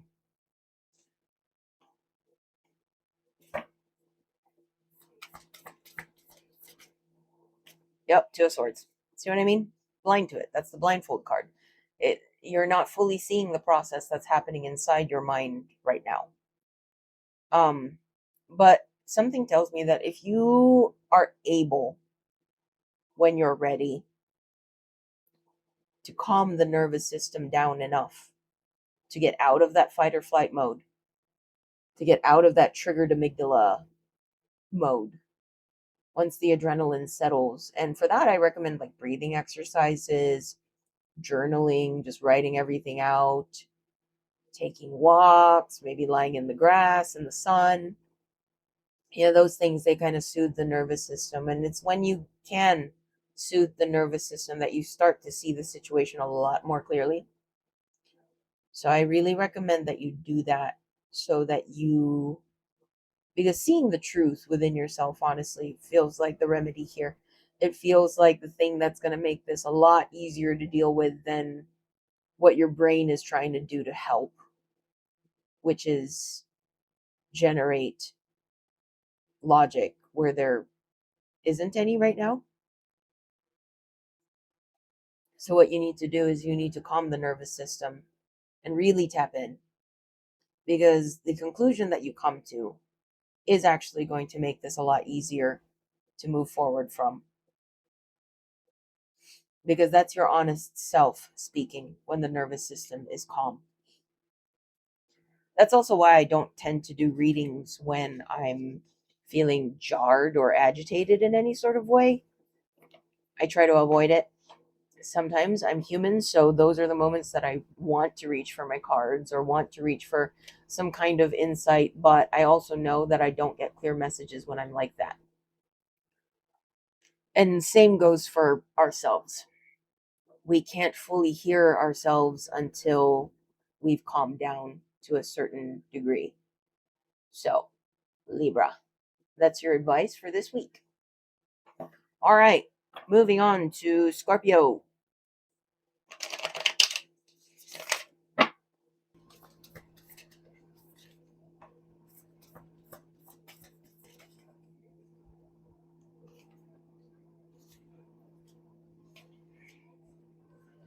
I was going to say Yas at the two cards, but why the... Holy crap. The Three of Pentacles in reverse. Two of Wands, Daughter of Wands. Uno momento, por favor. Okay, so we got the Ten of Wands and the Two of Cups.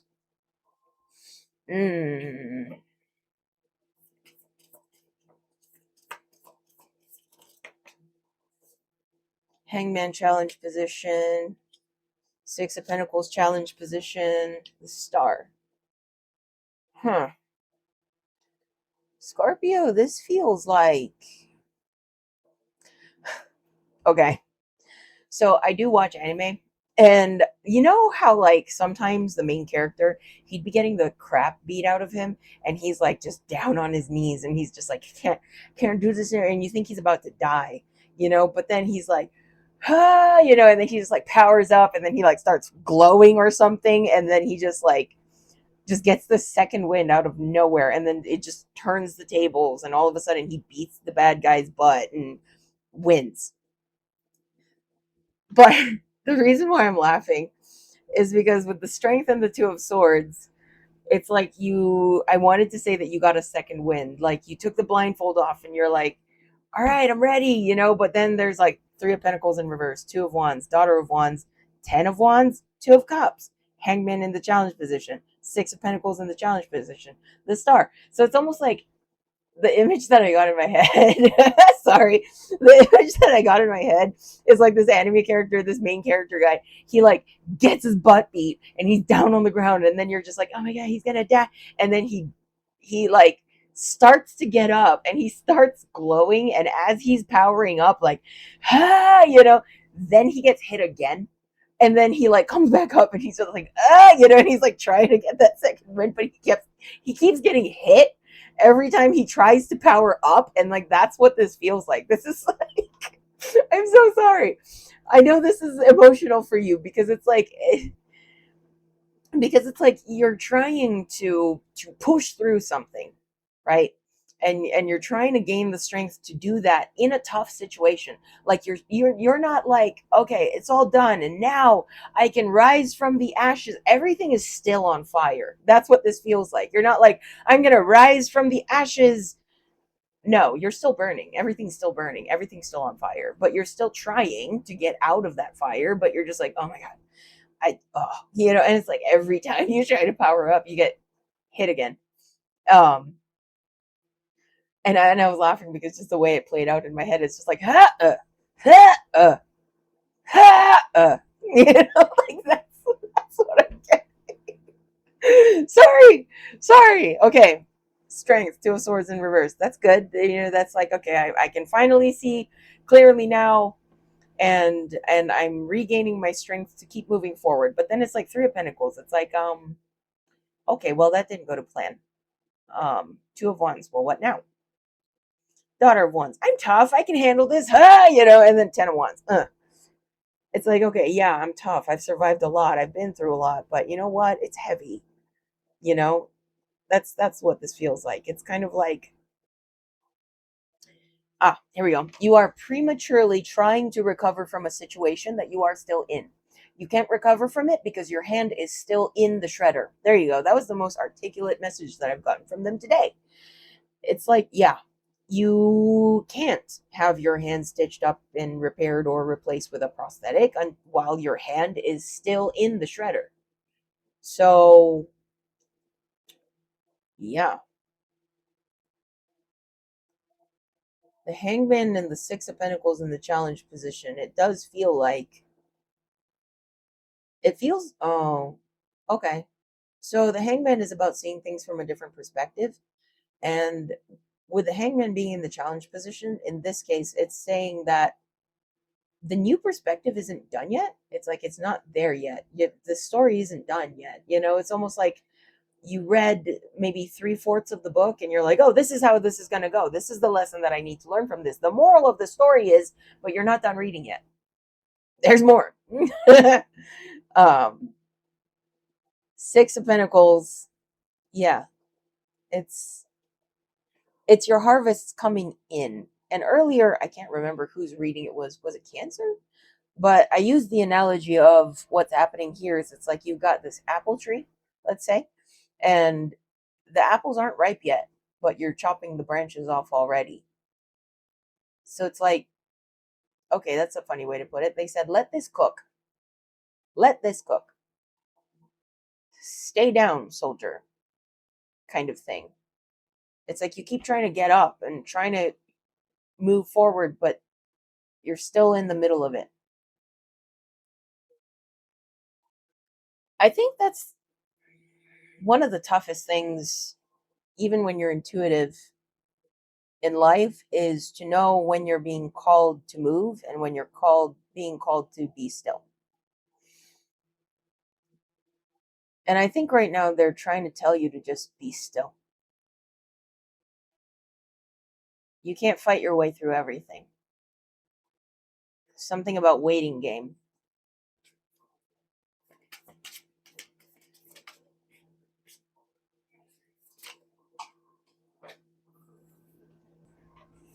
Yep. I was trying to clarify the Two of Cups, and we got the Hermit, the Father of Pentacles in the reverse, the Son of Swords, and the Moon. So what this is telling me, yeah, and the Moon and the Hermit is heavy on the be still. Father of Pentacles in the reverse and the Son of Swords, that feels like what is meant to materialize right now has not materialized yet, because the Son of Swords is also about sudden communication, sometimes impulsive communication, but this Two of Cups, it feels like a connection. In this case, it doesn't feel romantic. This feels like a connection with a circumstance. I don't know how else to describe that. It's almost like let's say I'm looking for a job, right? And I've been putting applications in left and right everywhere. And I'm like, why am I not getting anywhere with this? And you just keep pushing through. You keep putting in applications. You keep changing up your resume, because nowadays they want you to change your resume for every application you put in. It's a pain in the butt. It doesn't make sense. Like, your experience doesn't change, you know what I mean? But anyway, it's like you keep pushing through it, when how this goes is you're just going to be on a random Tuesday living your life. You go to pick up some lettuce or something at the store or whatever, or let's say you were in the middle of cooking dinner and you were out one thing of groceries, right? You just needed one thing, like, oh, I forgot onions. I don't have onions. I'm out, and I didn't realize that, but I really need onions for this recipe because it's onion soup. So it's like, okay, I need to go get onions. So you go to the store, and then you so happen to see that they're hiring, or just so happen to talk to some lady in the vegetable section, and turns out she's a recruiter. It's that kind of energy. This Two of Cups feels like that. It feels like a connection that is needed, and it's key to this situation, but it just hasn't happened yet. That's why you can't get up, because there's another piece that you're missing. Okay, okay, that was a lot of words at the same time. Okay, so one, I heard tango. Two, I heard a phrase that I've said before, that when human resilience meets the mysterious force of the universe, amazing things can happen. Some situations you're not meant to push through alone. Some situations you really truly are supported in.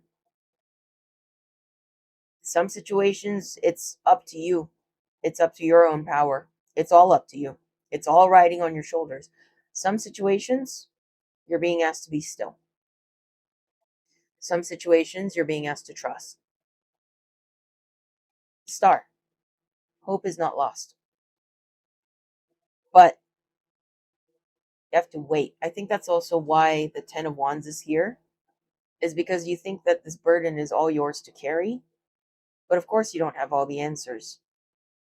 Whether it be meeting the right person that can help you, or help move things along, or make it at least easier on you, or gaining a new tool, something like that. Okay. I'm getting a lot of images today. Um, I'm seeing, like, for example, you're building something, okay? And you have a screwdriver, and that is all you have. But you're building something out of wood. So, one, you need a measuring tape, and two, you need a saw, at least a manual one. And it would be a lot easier if you got a drill instead of a screwdriver to build this thing. But you're sitting there and you're just like using that screwdriver to try to chip away at the wood, and you're like, but this screwdriver is all I have. And you're trying to do this with just your screwdriver. And it's almost like the energy around you is like, hold on. You've got a drill, a measuring tape, and a saw on the way to you, if you just give it a minute, stop, put the screwdriver down. This isn't, you're not meant to do this part alone. Now, whether this be you needing to actively reach out to other people to make something work, or just waiting for that moment where you meet the thing that clicks for you and helps make this happen. What this is saying is that your second wind is kind of coming in like a, it's not like a whoosh, it's more like a because this is too heavy to do alone.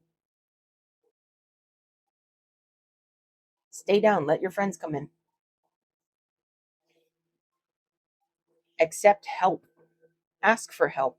Something. But it also really feels, and I often stay away from using this word, but something in this definitely feels fated. But they're really heavy on the be still part.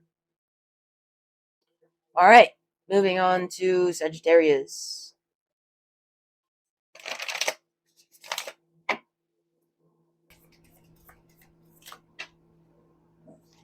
Hierophant, Two of Swords in the reverse, Three of Pentacles in the reverse,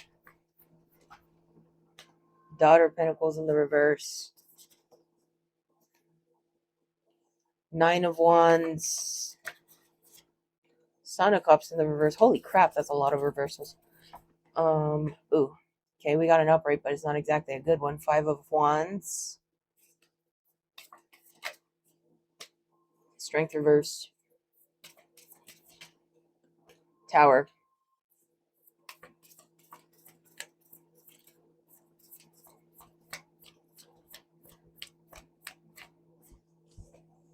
Son of Wands challenge position. Or Father of Wands. Okay, well, this feels like a lot of things. So, for one, the Hierophant in the reverse, it feels like both a breaking of the mold and also a loss of faith, or a struggle in keeping the faith. It's almost like they're saying, but I wouldn't go as far as to say denouncing God. But it definitely feels like a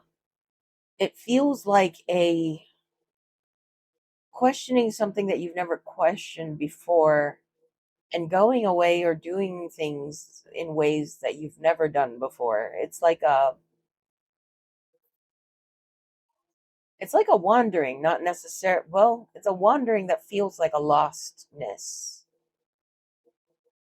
Like you feel like you're lost, but really what you're doing is you're wandering as you're finding a new way. I say that because the Father of Wands is in the challenge position there, and he is about passion. He's probably even more than the Father of Cups. The Father in this deck that is true to his heart than anything. He's true to his instincts. He's raw. So it's almost like your instincts are kicking in, and you're starting to see that the path that you've always taken is not necessarily the path that you want to go anymore. And Two of Swords in reverse, it's like taking off the blind. Well, it's not like, it is taking off the blindfold. Three of Pentacles, like usually I would see that as like a wah, like, oh, the plans didn't work out kind of thing. But this really feels like more like you're scrapping the blueprint. You're like, this is the path that I'm going, and this is where I've always been headed. And all of a sudden, you're just like, well, not even all of a sudden. It feels like with a lot of deliberation, you're like, scrap that, and actually, I have no idea where I'm going. I'm also hearing getting rid of ought to be's. Daughter of Pentacles in reverse, yeah. Son of Cups in reverse. what's sticking out to me more is that this is a daughter and a son. This isn't like a huge thing that you're letting go of, although it feels huge because, this is a mountain, right? At the top of the Three of Pentacles. This is the mountain that you've been working towards climbing your entire life. But then when you put things into perspective, it's like, why did I want that? Um, okay, so real life example that I can apply to this. I am half Japanese, and in Japan, they call women over 25 that haven't gotten married Christmas cakes, because after Christmas, nobody wants that cake. Yep, there's a word for it in Japan. It's an insult, and I have been called a Christmas cake. It's because they're the way that it's thought there, and it's different now. It's changing now. But the older generation, it's always been, you got to get married by the time you're 25 or 23, preferably, have kids, and then be the perfect housewife. Like that's your thing. You were born a Japanese woman. That's your role in life. You're going to get married young, and then, oh, hold on, reptile room's trying to turn off. I feel like it tried to turn off last Sagittarius reading too. So anyway, in Japan, they call women that are past their prime Christmas cakes. And being half Japanese, I was very much raised to think that way, that I would be considered a failure if I hadn't found a suitable mate by a certain age. And so I have found myself in bad relationships in which I stayed solely because there was that underlying panic. Like, what if this doesn't work out, then what am I going to do? Yeah, I have to get married. I have to find a partner, and I have to, have the kids and do the thing, right? It was deeply embedded in my programming, because that's how I was raised, that I have to do all that. And it wasn't until something in me just broke. And I was like, I'm subjecting myself to these crappy relationships, abusive relationships, and staying because it's better to have something than nothing. But I don't have nothing. I have a pretty abundant life. I have a lot of hobbies. I have a good career. I have school. I have dreams. I have goals that I'm working towards. If anything, I'm too busy for a relationship. I'm too busy to even make time for my friends. And then I got sick, and I was on my deathbed for a year, and I almost died. And at the end of it, like, I was thinking to myself, yeah, I had that moment where I was like, I've never been loved properly. I've never been loved correctly. I've never had that. I've never even really gotten flowers, at least not without a catch. I've never been with someone that just wanted to see me happy. Never had that. And that was a thought that I had on my deathbed. And that's a thought that still creeps into my mind every once in a while. But you know what that taught me? That taught me that what I wanted wasn't marriage, it was to be loved. And there's a difference. Because some people, they don't marry because they're in love with the person. They marry because it seems like the right thing to do at the time. Like, and not to mention, because of all my health issues, I physically can't have children. I mean, I could probably conceive, but I don't know if I can carry to term. And if I did, I'd probably die because my body is not meant to hold a baby. I can't survive that. Um, and it's a genetic disorder. So I wasn't even physically, not only emotionally and mentally, I wasn't even physically built for the life that my culture wanted for me. But it was in my head for the longest time that that's what I have to do. That's that was the road. I was just walking it. And that's the energy that this feels like. It's like you had a certain thing in your mind that you were working towards, and that seemed like the only path forward. And you thought that you wanted that, but it was more programming than will. It's almost like the realization that marriage is not the end goal. Marriage is just a byproduct of love. Children are just a byproduct of love, but the goal isn't children and marriage. The goal is love. Five of Wands, there's a lot of cognitive dissonance, a lot of internal conflict because of this, because you're fighting your programming. You're fighting the cognitive dissonance. You're fighting the, but this is how things ought to be. And you're starting to learn a different way. Nine of Wands. This is about climbing up the stairs, recovery, hope. It's like getting your ass beat and then getting back up one last time and being like, there's still a way forward. Strength in the reverse, the Tower. I can feel the anticipation from here for me to explain what the Tower is about, but don't worry. This doesn't feel like something that happens in the future. This feels like something that triggered all of this. Your life fell apart for a minute there. Just like how I laid in my deathbed for a year. And it's moments like that that really show us who we are and what we want. Having everything fall apart and being in that vulnerable, disempowered state is exactly what puts you in this tizzy. But it's a good place to be. It doesn't feel like it right now. It feels like lostness. It feels like wandering.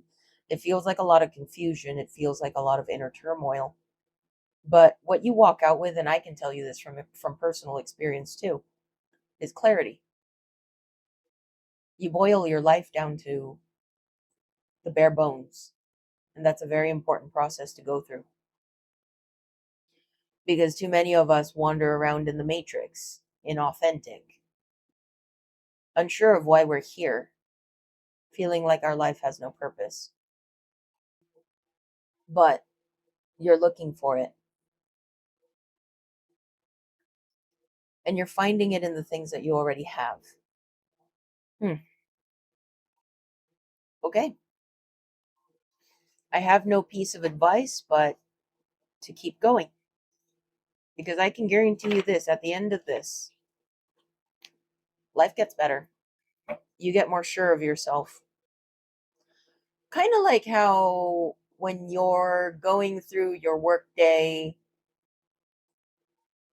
at a job that you aren't necessarily too excited about, and you go through it like, why am I here? Why am I working this job?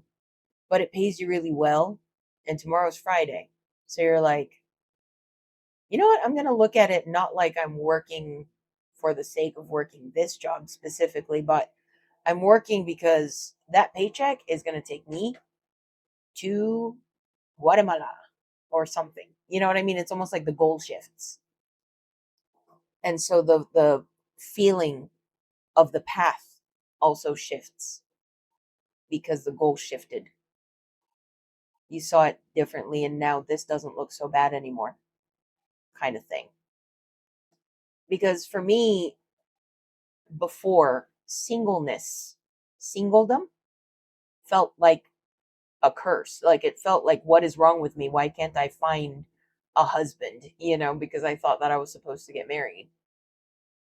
But after everything that I've been through in my past relationships and the new perspective that I've gained when I got sick, well, I'm still sick.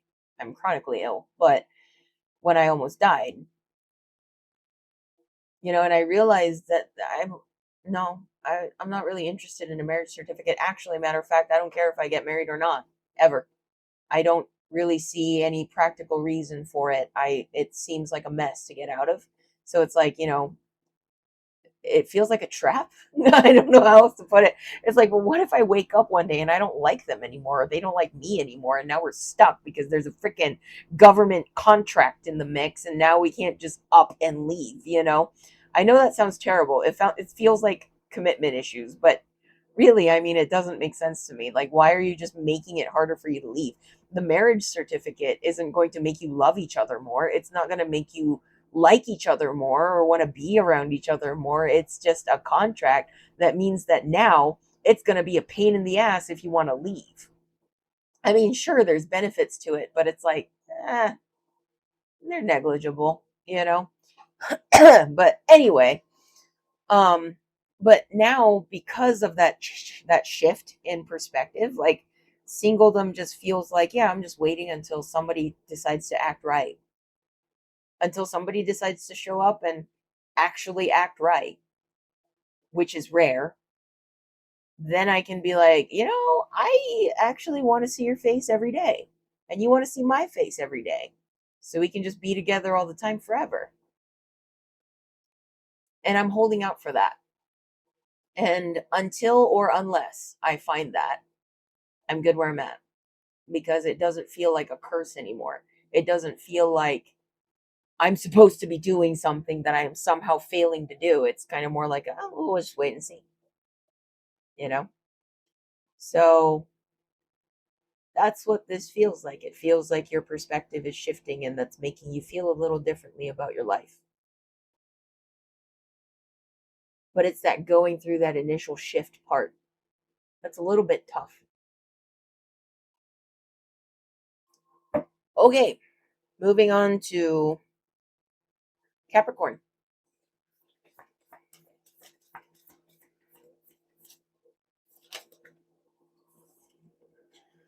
Ten of Wands reversed, Ace of Swords.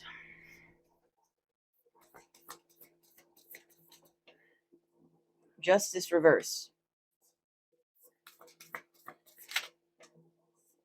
Interesting.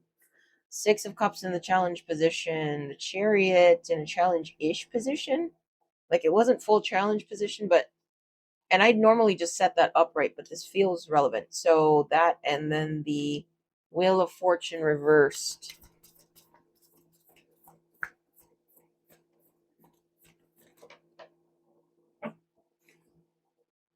Two of Cups reversed. Mother of Cups reversed.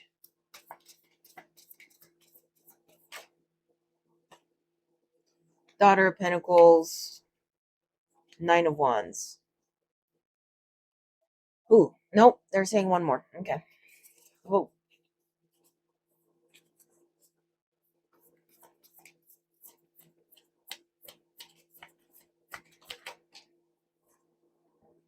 High Priestess. Fool reversed. Eight of Swords. All right, that's a weird mix, but we'll get to it when we get to it. So, Ace of Swords, Ten of Wands reversed, Justice reversed. That's a weird visual. So, what this feels like is it's almost like there's a burden that you can't fully drop, an injustice, because your Ace of Swords isn't Ace of Swordsing properly. Like that. It's like, oh,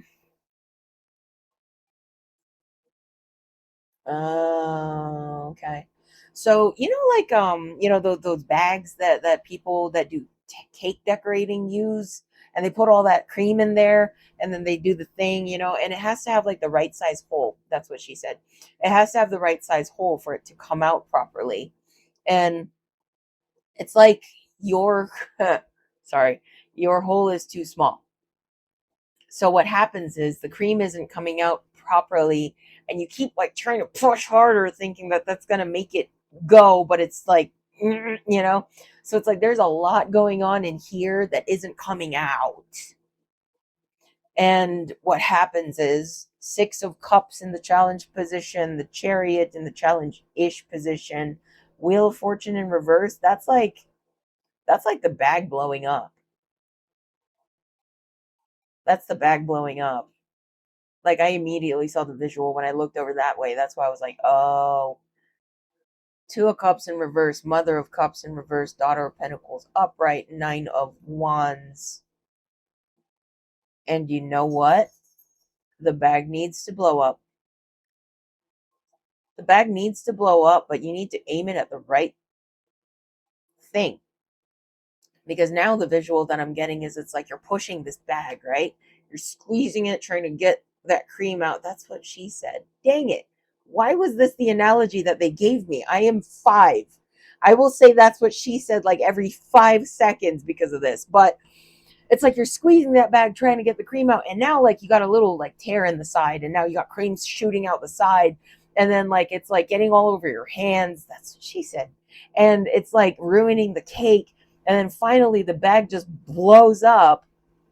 So it's like you got to get the cream on the cake, because the cake is what you're trying to aim for, not everything else, not the table, not everything around you. You're aiming at the cake. So either make the hole bigger so that your bag doesn't blow up, or if it does blow up, at least aim right. That's what she said. Because this feels like a very specific frustration. And I say that because for whatever reason, this justice card, the sword here, is what's sticking out to me. It's specific. There's a pinpointed target to the thing that's building up inside you. And it's like turning into this massive snowball inside you. But you're not speaking on it because you can't even articulate it at this point. It's so, I mean, look at it. The 10 of Wands in this deck, it's not like a bunch of stakes hanging out of a backpack on the guy's back like it's all neat and tidy. It's a jumble of stakes. And that's what this feels like. That's what the energy feels like. Wheel of Fortune in reverse is like shit hitting the fan, quite frankly. Two of Cups reverse, Mother of Cups reverse. I heard at this point this isn't even love.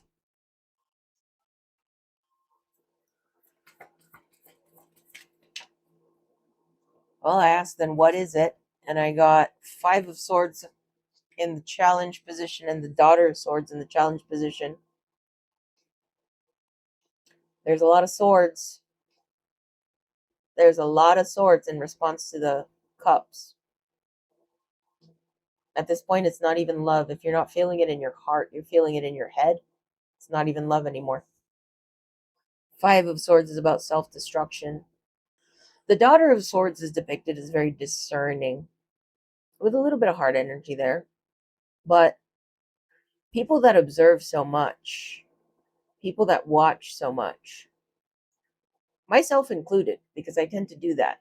I'm a psych grad and I'm psychic, so I tend to observe people a lot.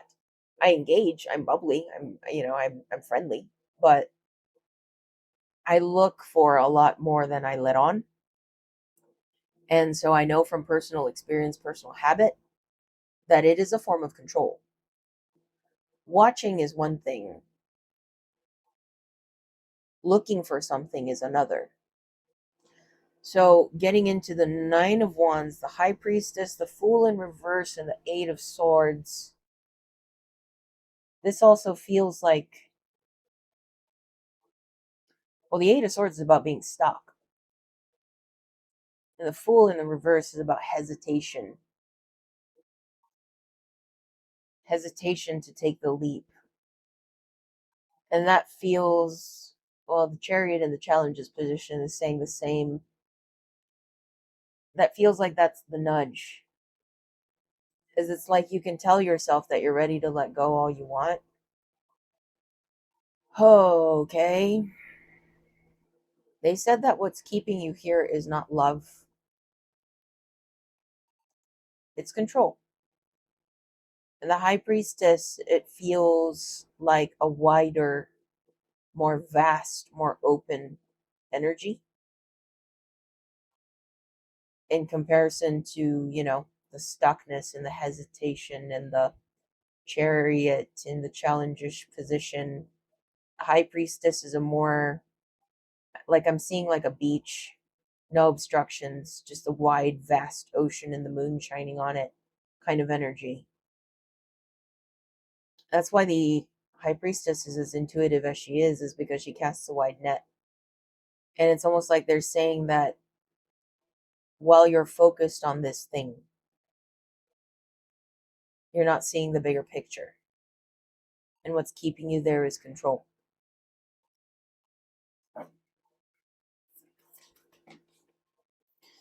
Okay. The Tower, strength in the reverse. So strength in the reverse, well, strength in the upright is about courage. It's about strength that comes from the heart. In the reverse, it's about ego, pride, control, kind of similar meaning to the Devil card. It's gripping in nature rather than just present.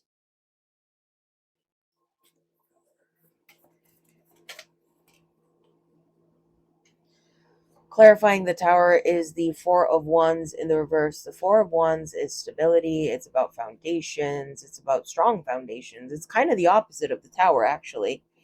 It's about building something tangible and real and, something that will stand the test of time. But it's coming out in the reverse. And it feels like when the Tower fell, that's what you think you lost. You think you lost something of substance. And it may be substantial to you, but it wasn't love that kept you there. Eight of Wands in the challenge position. Eight of Wands is about fast forward movement and inspiration. Eight of Pentacles in the challenge. Sunken cost theory? Sunken investment theory? What's it called? That theory where you put so much into something that makes it harder for you to let go of it. Eight of Wands in the challenge position, though, it's not love, it's just stagnancy. It was just stagnancy that kept you there for as long as it did. And it's almost like that. You've already gained that perspective, but it's a matter of getting your heart to get that. But your key to access on your wider net as the High Priestess is sorting this out. Because something tells me that it's not just a matter of moving forward, recovering, and being happy again after all this shit hit the fan. It's about learning where control shows up in your life. Because it isn't always obvious. Sometimes it's needing to know how things go. Or how things will go. Sometimes it's wishing that things ended differently, not because you love them, not because you wanted better. It's because you wanted control over the narrative. You wanted control over the ending. And I got the image of the bag blowing up sideways again, and it's almost like you're not realizing where control shows up in the way you behave.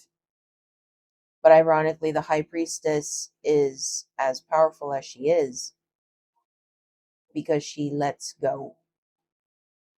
She's open palm. Because intuition is a receptive energy. You don't grab for answers, you open yourself to them. Interesting.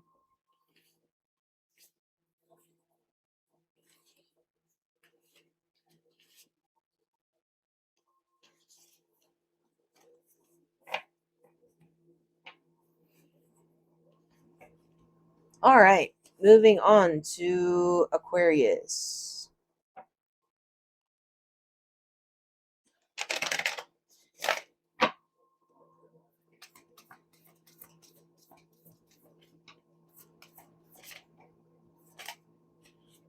Wow, they're just popping out everywhere, left and right. All right, we got the Magician in the challenge position, the Ten of Swords in reverse, Six of Pentacles upright, Two of Pentacles in the challenge position, Sun in the challenge position, Ten of Pentacles upright.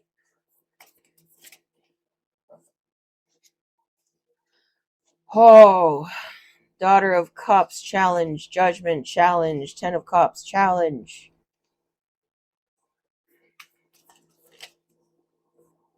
Son of Swords reversed.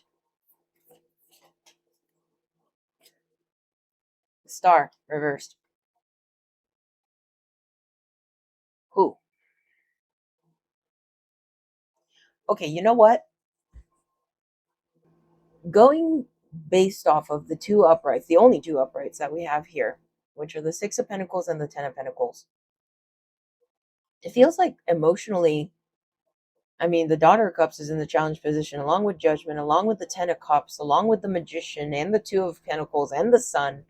Like, you have all these cards in the challenge position, and they're all about like abundance and actual like emotional fulfillment and happiness. Judgment and Two of Pentacles sideways is telling me that there's also a struggle to make decisions. There's also the Magician. It's like when I saw that one, it feels almost like you don't even really know what you want. Ten of Swords in the reverse. It's like you're not accepting endings. Son of Swords in reverse, Star in reverse. Yeah, again, it's like you don't know what you want. You're just holding on to what you think what you, huh? What are they saying? Hold on. Um, it's like, okay, let's say there's a chocolate and there's a pineapple. And I know that I don't like pineapples. It's the one food that I can't eat. Don't know why. I try. I actually make it a point to get a bite of pineapple every time I have the opportunity, just to get myself to get used to it, because I don't like having a food that I don't like. Like, I pride myself on being not picky. So anyway, let's say there's a chocolate and a pineapple, and I pick the chocolate, not necessarily because I want chocolate, but because don't I know that I don't not want chocolate. Does that make sense? It's like I don't want the chocolate, but I know that I don't not want it. So that's what I'm picking. And that's what this feels like. The Ten of Swords in reverse, the Son of Swords in reverse, the Star in reverse, the Magician sideways. It's like, I don't know what I want, but I know that I don't not want that. So it's like you're holding on to something that's over because you know that you don't want it to be over, but you don't necessarily want it to continue. And the Six of Pentacles and the Ten of Pentacles is telling me, though, that one thing that is steady in your life, like the one thing that you have standing right now, is your career. And even that, you're not focused on it, but it's the one thing that you do have right now. And it's the one thing that's going to lead you to a better life right now. Like, that's your lifeline. But you're so focused on the stuff around you that you're not seeing just how significant this is right now. It's your lifeline. It's what you do have. Let's say, for example, you lost your house, you got dumped, your dog died, all this stuff is going on around you, but you do still have your job. And now you're living in your car and you're single, heartbroken, your dog's dead. And it's like, okay, well, if you keep working that job, that's your chance to build back up and then get yourself a house.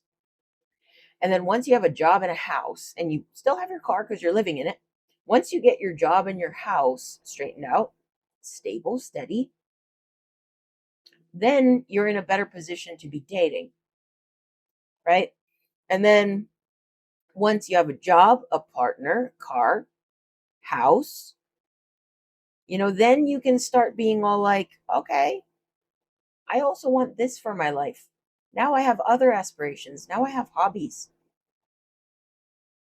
But right now, it's like you have your job, but you're like, okay, yeah, that's whatever. But all of this other stuff, though, but it's almost like they're telling you, don't worry about that other stuff right now. You're not, quite frankly, you're not in a position to be worrying about that other stuff right now. You're at the bottom rung of the Maslow's hierarchy of needs right now, kind of energy. And this is just an example. So it could totally not be your situation. Just an example. Let's say you lost your job, you lost your house, you lost your car, you lost your pets, but you still have a person in your life that's consistent, but right now you're taking them for granted. and you're focused on all this other stuff that's going on right now, but that person is your lifeline. Like, that's the energy that I'm getting. It's almost like there's so much going on around you that you're not paying attention to what you do have, and that thing that you do still have is the very thing that's going to help you get it all back. And I don't mean like past people returning or getting the same place back or whatever. This is how you regain your footing, by focusing on what you do have. But all of this has to happen in order, because prioritization, you got to get your priorities straight. That's what this feels like. So focus on what you got to focus on. And now I'm hearing Backwards by Rascal Flatts in my head. You get your dog back, you get your car back, you get your something's first wife and your washing machine back, or something like that. It was a funny song. I like that song. All right. All right. Now, Pisces.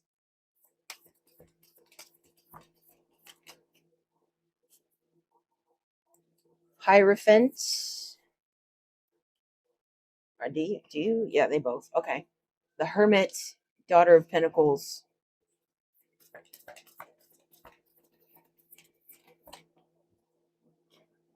The World reversed. Ace of Wands reversed.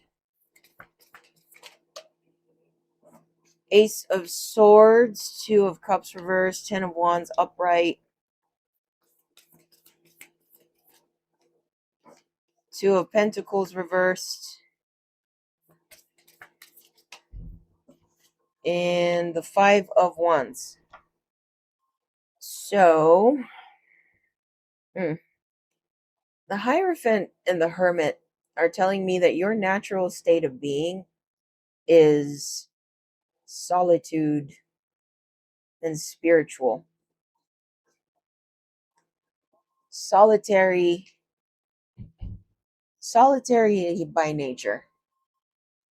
And like the image that I'm getting is, it's almost like, how like monks or like witch doctors or whatever, they tend to just kind of like live in the mountains, like far, far away from other people, like that kind of vibe. With the Daughter of Pentacles, though, like for some reason, the thing that popped in my head when I saw that was like dipping a toe back into society. Like for whatever reason, that's the wording that I got in my head. It's like you're dipping your toes very hesitantly, very reluctantly back into society. The World reversed and the Ace of Wands reversed. Yeah, this is very, very reluctantly. But the reason why you're doing that, though, is because with the Ace of Swords upright, Two of Cups reversed, Ten of Wands upright, Two of Pentacles reversed, Five of Wands, it's because you're on a mission. It's like there's a driving force behind this. I don't see huge action.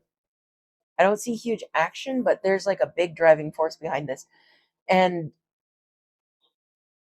with the Ace of Swords upright while the Ace of Wands is in the reverse, it's like, okay, so real life example that I can apply to this. I am a hermit. I am very social and very bubbly. I have good social skills, but I am not by any means an extrovert. I am definitely an introvert. I am definitely very picky about the people that I let around me and when. It's because I'm intuitive and I'm really sensitive to energy. So like being around other people is a lot. Even when I like them. But yet my future aspiration is to become a psychologist, like literally to sit there and counsel people one after the other all day and run a clinic on top of that. Like that's my path of choice. And it's like, but why are you doing this to yourself, White Door Tarot, if you get so exhausted talking to people? Because that's my purpose. It's my purpose. It's what I'm good at. And it's where I feel like I'm meant to be. And there's a lot of stuff that is driving me to want to do that. For example, changing the way we see mental health, taking it a little more seriously as a society, normalizing it a little bit, and coming up with creative solutions to the problems that I see in society now. That one clinic isn't, and me becoming a psychologist isn't just about opening a clinic and becoming a psychologist. It's about all of the different dreams that I have, all of the different solutions that I want to bring to the table, bundled into one. Like, there's a big purpose behind this. As far as what I'm actually doing about it right now, nothing, because shit just hit the fan in my life, and I'm finally letting the dust settle. And I'm not in a spot just yet. I mean, I just graduated with my bachelor's last year, so it's like I'm not in a position. Was it last year? Yeah, it was last year. I'm not in a position just yet where I can just jump right back in and be like, all right, now for my PhD. But I'm taking little steps towards getting back. Like, I ordered my transcripts. I emailed professors for letters of recommendations because you need that to enroll into a PhD program. Um, I am looking into scholarships. I'm looking into options that I have for, financial aid and things like that. So it's like, and plus the government's shut down right now. So it's like, what am I supposed to do with that? But it's like you're doing little things right now to do a thing that requires you to engage with society again.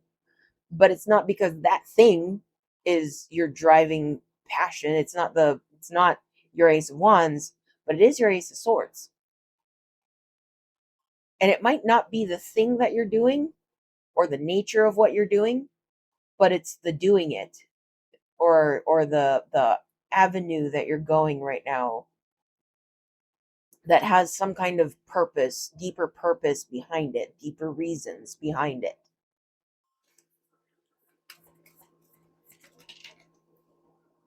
Oh, the devil, five of pentacles, and the four of wands in the challenge position. You know what? For whatever reason, I heard my mom's words in my head just now, where she looked at me one day and she said, Sachi, when you grow up, make sure that you're not in a position where you're so reliant on a man. Make sure you can live on your own, just in case. That's what this feels like. Because the devil is about control, toxicity, obsession, like unhealthy energy. Five of Pentacles is about loss. And Four of Wands is about foundations. It's almost like something is making you nervous, building your foundation on someone else's ground. And I'm not saying that you're like looking to leave that situation or anything like that. It doesn't feel that drastic. It just feels like a sudden realization of just how dependent you are. And for some reason that's also, it's like tying deeply into how you want to be seen, the example that you want to lead by.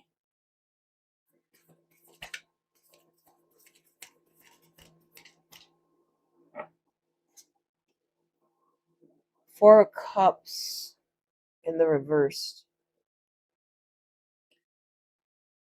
That's the letting opportunity pass card. And in the reverse, it feels like, for some reason, I'm hearing untapped potential. It's almost like you've been passive for so long that you're just like, wait, I can be doing more.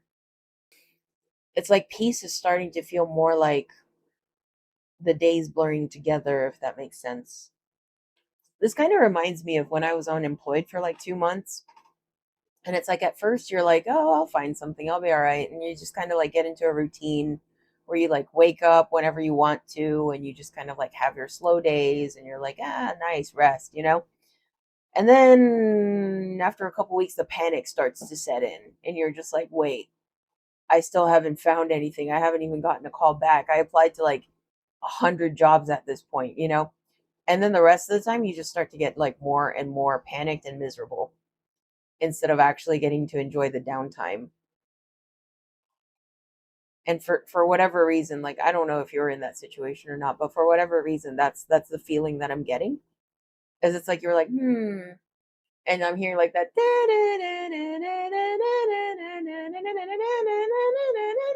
kind of like waking up when you want to slow energy,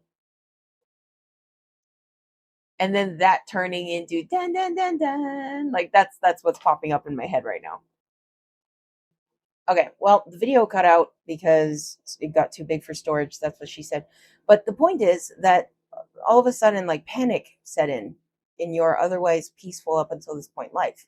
And now you're trying to do something about it. So good. All right. I can't say more because I'm scared that I'm going to lose storage space on my phone too, which is what I use to film the cards. So, with all that being said, if you liked what you saw here today, please feel free to like, share, comment to help me out with the algorithm, subscribe, and hit the notification button so that you get notified every time I post a video, and I'll see you in the next one.